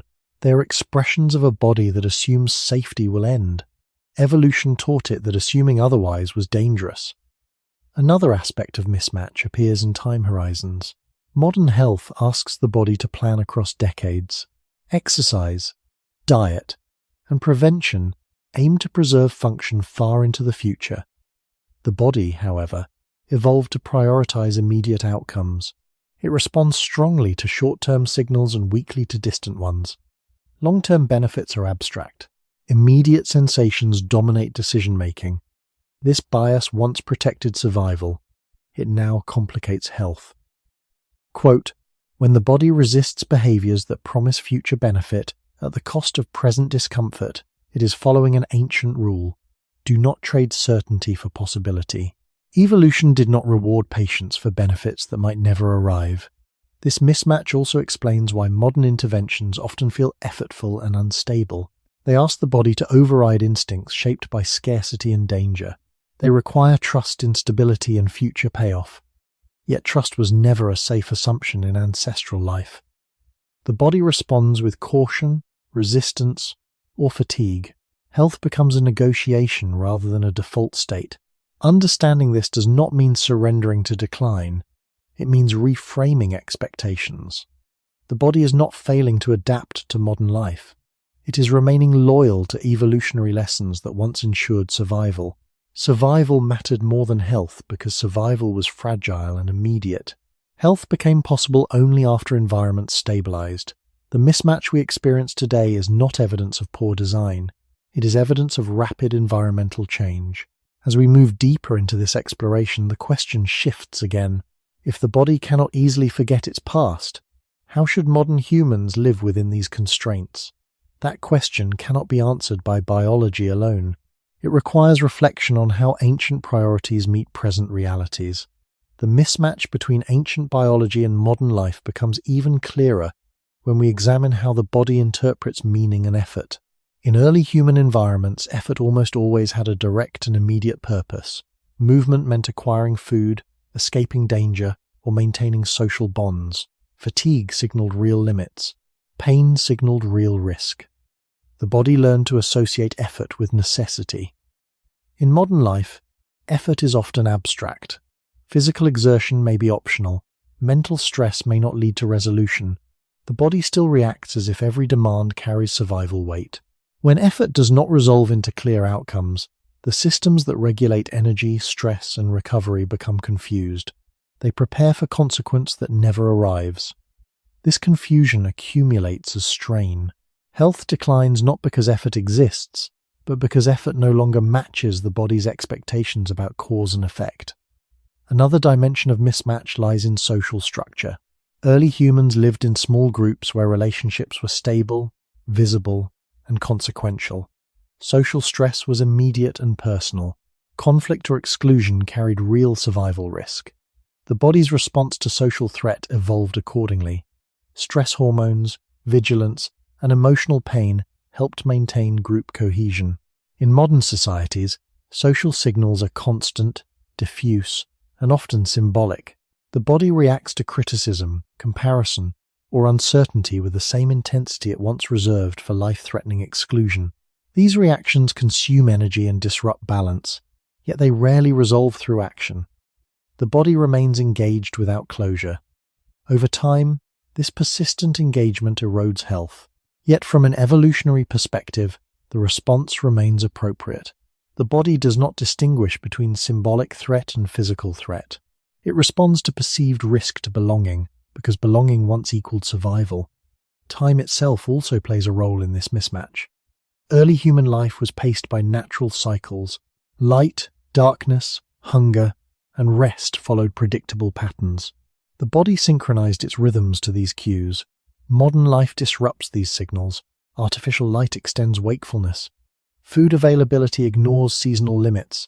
Work schedules override natural rhythms.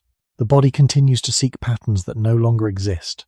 Repair, recovery, and regulation struggle when timing cues are inconsistent. Health depends on rhythm. Survival tolerated disruption. In ancestral settings, disrupted rhythm was often temporary, imposed by necessity. In modern life, disruption is constant. The body absorbs the cost quietly. Another subtle aspect of mismatch is expectation. Modern culture often frames health as a state to be maintained through control and optimization. The body, however, evolved without an expectation of stability. It expects fluctuation, loss, and recovery under pressure. When health advice promises steady improvement, the body remains skeptical. It responds to immediate signals rather than long-term plans. This skepticism is not psychological resistance. It is biological inheritance. The body trusts what it can feel now more than what it is told will matter later. This gap between expectation and response creates frustration.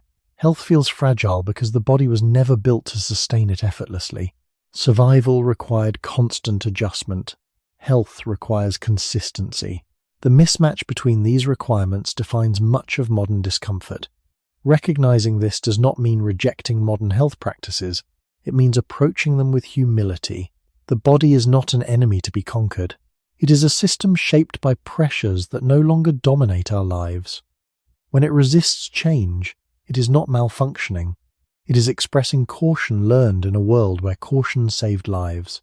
Survival mattered more than health because survival demanded responsiveness to immediate conditions. Health emerged later, dependent on stability that evolution could not assume. The mismatch we live with today is the residue of that history. Understanding it allows us to work with the body rather than against it, even when its instincts no longer align with our environment. The final layer of this mismatch appears when we consider how meaning itself has shifted faster than biology. In early human life, meaning was embedded in survival. Actions mattered because they kept the body alive or protected the group. Success and failure were concrete. A hunt succeeded or failed. Shelter held or collapsed. Danger was visible, and resolution was immediate. The body evolved to function within this clarity. Its signals aligned with outcomes. Effort led to result. Rest followed completion. In modern life, meaning is often abstract and delayed. Effort may not produce visible resolution. Goals extend far into the future. Threats are probabilistic rather than immediate. The body continues to seek closure through action, yet action rarely completes the cycle. Stress remains unresolved, energy remains mobilized, repair is postponed. Health erodes not because danger persists, but because the body cannot locate an endpoint. Evolution did not prepare the human organism for prolonged ambiguity. Ambiguity once meant danger. The safest response was continued readiness. This readiness becomes costly when it never resolves. Another consequence of this shift is that discomfort no longer reliably guides behavior towards safety. Pain, fatigue, and stress once directed humans away from immediate harm. In modern contexts, these signals often arise without clear guidance. Pain may not indicate damage.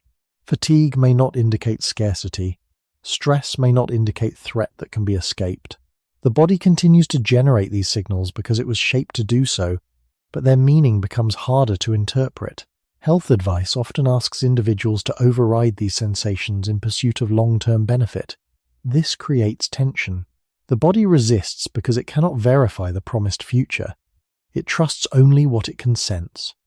Survival logic favors caution when certainty is low.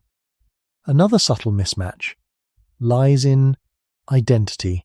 Early humans did not define themselves through health. Identity was tied to role, contribution, and survival.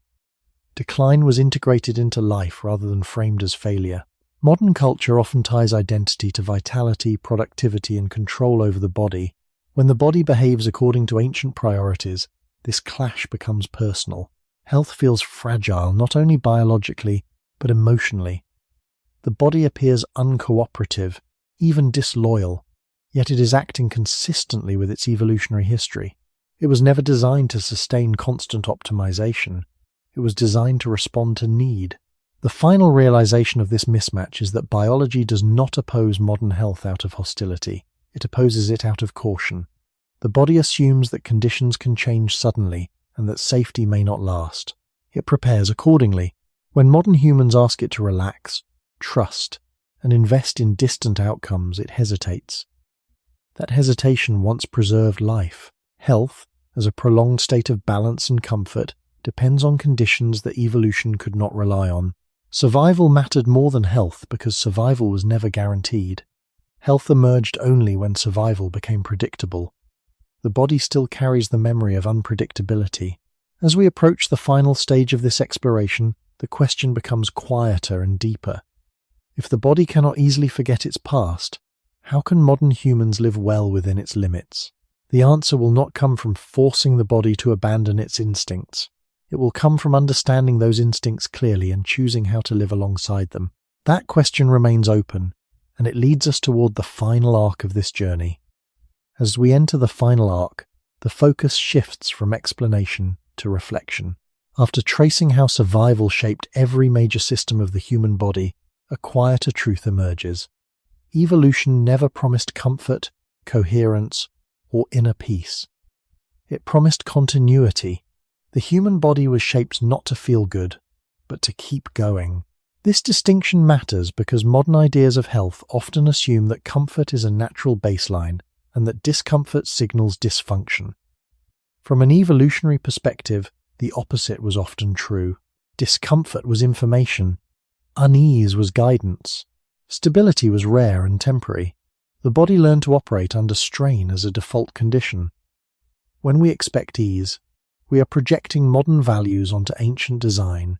In early human life, struggle was not an interruption of normalcy, it was normalcy.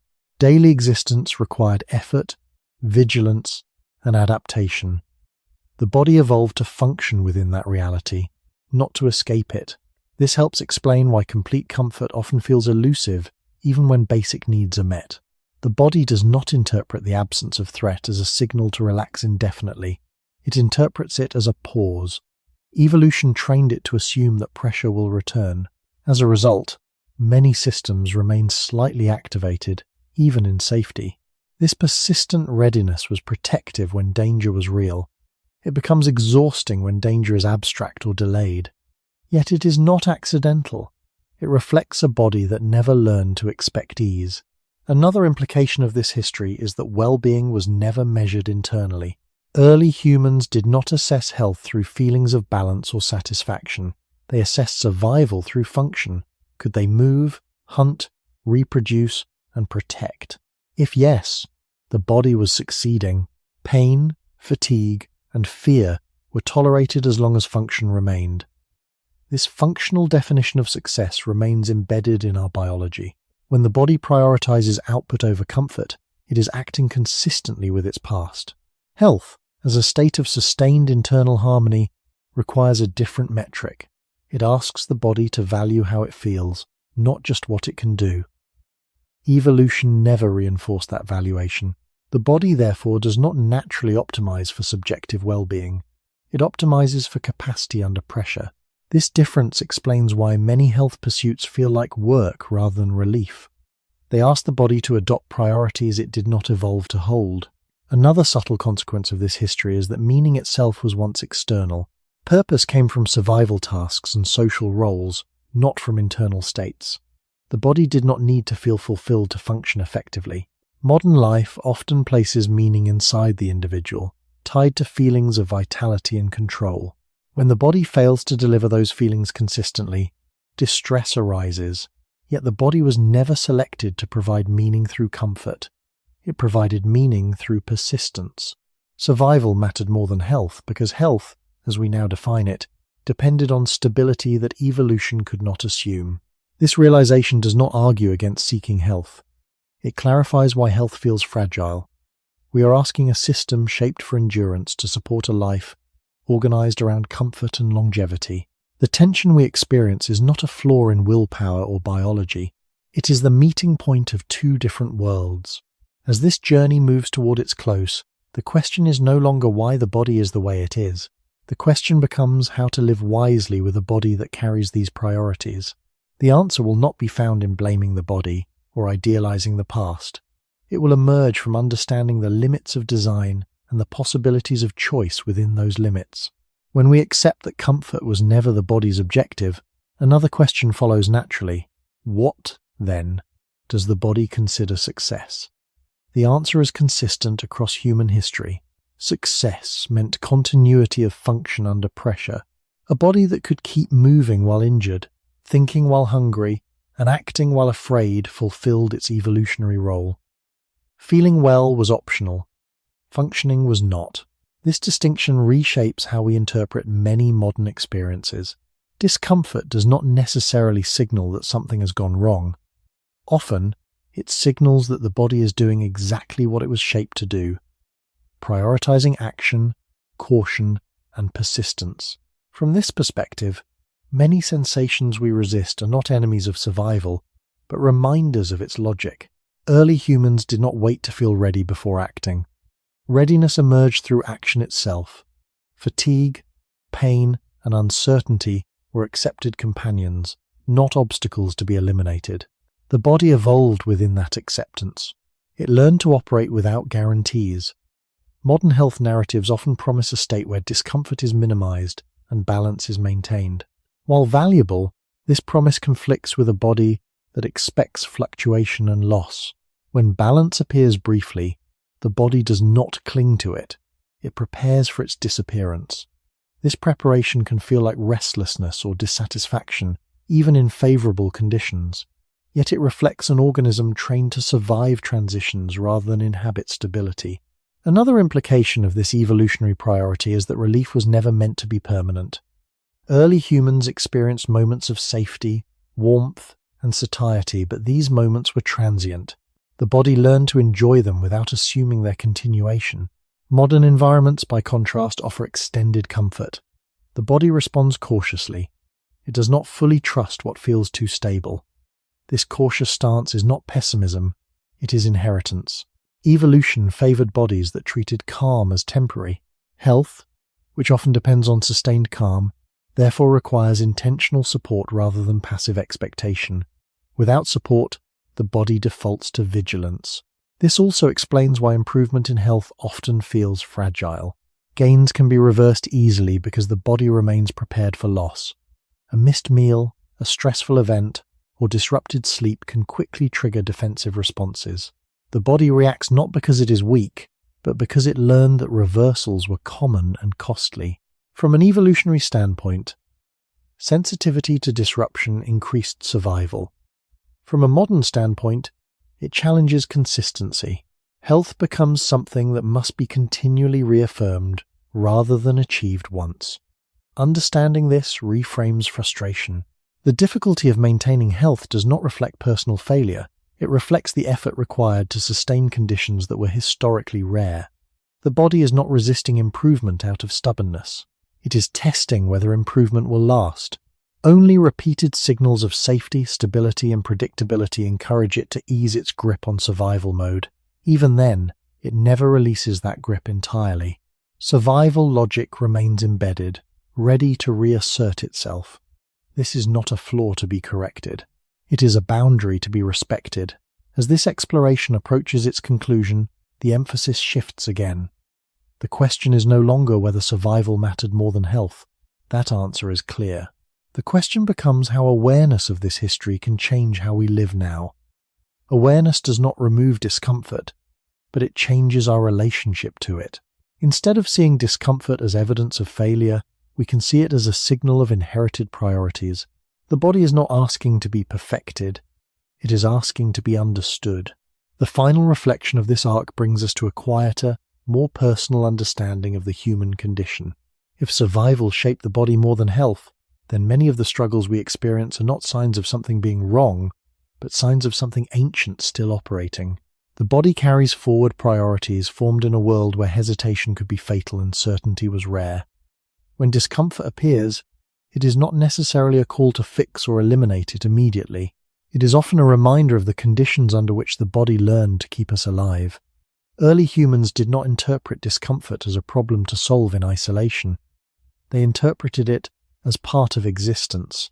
Pain accompanied work, fatigue followed effort, fear guided caution. These sensations did not demand explanation or resolution, they demanded response. The body learned to live alongside them, not to wait for their absence. Modern life often encourages the opposite expectation. We wait to feel better before acting, to feel calm before deciding, to feel safe before resting. The body, shaped by survival, does not always cooperate with this sequence. It expects action despite uncertainty. It expects persistence despite discomfort. This mismatch can create frustration, but it also offers insight. The body is not withholding health. It is expressing a rule set written long before health became a central value. Another important realization is that the body does not experience life as a narrative of improvement.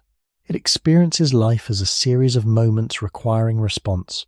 Evolution reinforced responsiveness, not progress. There was no evolutionary reward for feeling that things were getting better. There was only reward for continuing. Health, as a long-term project with cumulative gains, sits uneasily within this framework. It requires patience, trust, and consistency across time.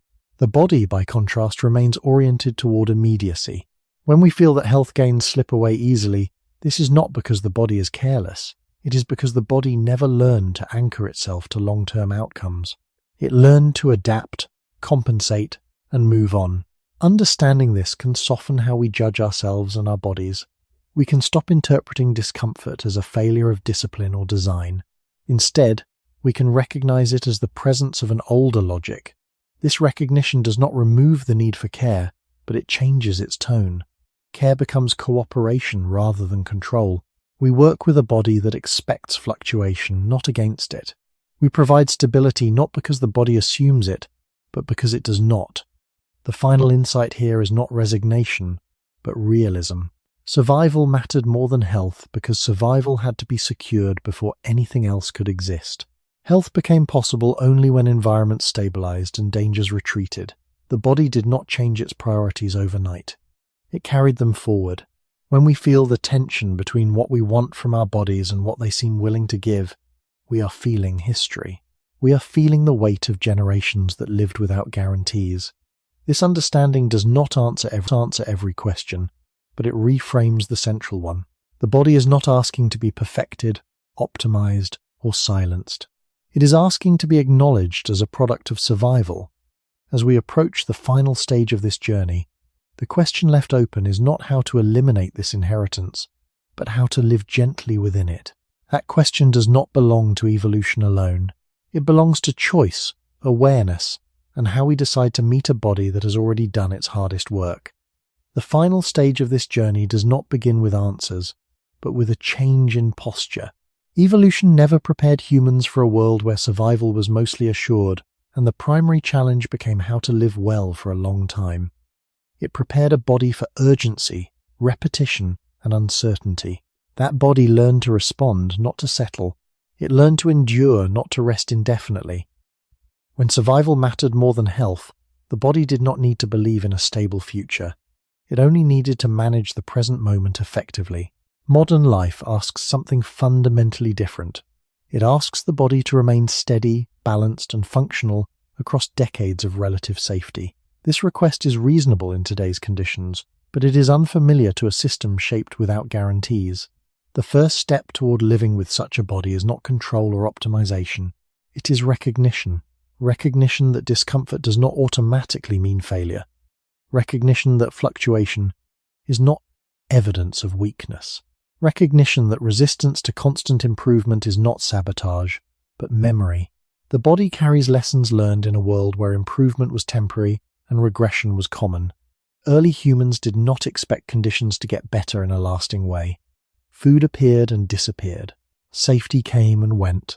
Survival was secured repeatedly, never permanently. The body learned to value what worked now, not what promised to work later. Modern health culture often reverses this logic. It asks for present restraint in exchange for future benefit. It asks the body to trust outcomes it cannot yet feel. The body hesitates because it was shaped to distrust promises. This hesitation does not disappear through force or discipline. It softens only through consistency. Repeated experiences of safety, nourishment, rest, and predictability gradually teach the body that vigilance is no longer required at the same intensity. This learning is slow because caution once saved lives. There is no switch that turns survival logic off. There is only accumulation of evidence that danger is not imminent. Living well with this body therefore requires patience with its pace of learning. Another implication of this history is that effort alone is insufficient. Early humans survived through effort because effort directly addressed threat. Running, fighting, building, and hunting resolved immediate danger. Modern health often demands effort without clear resolution. Exercise, moderation, and prevention require sustained action without a visible endpoint. The body, shaped to act until a threat passes, can struggle with demands that never clearly end. This struggle does not mean effort is useless. It means effort must be paired with signals of completion, rest that feels genuinely safe, rhythms that repeat reliably, boundaries that reduce uncertainty. These signals allow ancient systems to stand down, even briefly. Without closure, activation persists. With closure, even deeply ingrained survival responses can soften. This stage does not argue for rejecting health, nor does it romanticize hardship. It invites alignment, Health becomes less about conquering the body and more about creating conditions the body can gradually trust. That trust is not intellectual, it is biological. It forms through repetition rather than persuasion. Progress, when it comes, is uneven and fragile because it asks the body to adopt priorities it never needed before. Survival once demanded intensity. Health now depends on steadiness. The body can adapt to this shift, but it cannot be rushed into it. What remains is not a promise of comfort, but an orientation, a way of seeing the body not as an obstacle to be fixed, but as a survivor living in a new world. When met with understanding rather than urgency, that body does not become perfect. It becomes possible to live with, over a span of time it was never designed to expect. Living with this body also requires changing how we measure progress. A body shaped by survival does not recognize progress as a straight line. It recognizes repetition. What mattered in evolutionary history was not whether conditions improved permanently, but whether they remained workable often enough. This difference quietly shapes how the body responds to care today. When health is framed as transformation, the body becomes cautious. Transformation suggests instability, and instability once meant danger. The body reacts by holding on, conserving, and preparing for loss. When health is framed as continuity, the body responds more openly. Continuity resembles survival. It signals that the world is not changing abruptly, that effort will not be followed by deprivation. Early humans did not pursue improvement for its own sake. They pursued enough food to last the night, enough strength to escape, enough rest to function again tomorrow. That logic remains embedded. Health practices that aim for extremes often clash with this logic, not because the body is weak, but because it is wary. It has learned that extremes are followed by correction. Scarcity followed abundance. Rest followed exhaustion. Stability was temporary. As a result, the body resists plans that promise permanent change. It waits to see what happens next. This waiting can feel like sabotage, but it is caution shaped by long experience. Another implication of survival-first design is that the body responds more reliably to environment than to intention. Intention is abstract. Environment is concrete. Early humans survived by responding to what surrounded them, not to plans about the future. Modern health often relies on intention, goals, targets, outcomes imagined far ahead. The body does not easily translate intention into safety. It translates repeated experience. Regular meals without threat teach more than dietary rules. Consistent sleep opportunities teach more than motivation. Movement that fits into daily life teaches more than occasional intensity. These patterns matter because they resemble the conditions under which the body learned. Survival required responding to what was present, not what was promised. Health becomes more sustainable when it is embedded in environment rather than enforced through will alone. This perspective also reshapes how we interpret setbacks. In a survival context, setbacks were normal. Injury, hunger, and loss did not end the process. They were part of it. The body learned to resume rather than to restart. Modern health culture often treats setbacks as failures that require correction. The body experiences them as expected variation. When care is withdrawn after a setback out of frustration, the body interprets that withdrawal as confirmation of instability. When care resumes calmly, the body learns that continuity is possible despite disruption. This learning is slow, but it is real. Over time, repeated returns build trust more effectively than uninterrupted perfection. Another quiet shift involves effort and rest. For early humans, rest followed necessity, not guilt. Rest occurred when action was no longer required. Modern rest is often conditional, earned, or delayed. The body responds poorly to conditional rest because it does not recognize moral frameworks. It recognizes safety. Rest that feels permitted and predictable allows systems to settle. Rest that feels fragile or provisional keeps vigilance alive. Health depends not only on what we do, but on how secure the body feels while doing less. This security was rare in evolutionary history, which is why the body treats it cautiously. Yet it can be learned, slowly, unevenly, and never completely, but enough to matter. The body will never become indifferent to uncertainty. It was shaped to notice it. but it can become less reactive when uncertainty decreases consistently. The second movement of this final stage is therefore about alignment rather than correction. Health is not achieved by overriding survival logic. It is supported by reducing how often that logic needs to activate. This does not eliminate discomfort. It contextualizes it. Discomfort becomes information rather than alarm. Fluctuation becomes expected rather than feared. The body remains a survivor, but it no longer has to behave as if survival is constantly at risk. That shift does not happen through force. It happens through patience, pattern, and time. The closing movement of this journey does not resolve the tension between survival and health. It leaves it open, because that tension is part of being human. A body shaped by survival will never fully release its vigilance. It will never behave as if the future is guaranteed. Even in safety, it remains attentive, responsive, and cautious. This is not a flaw to overcome, but a reality to live with. When we stop asking the body to abandon its history, a different kind of relationship becomes possible.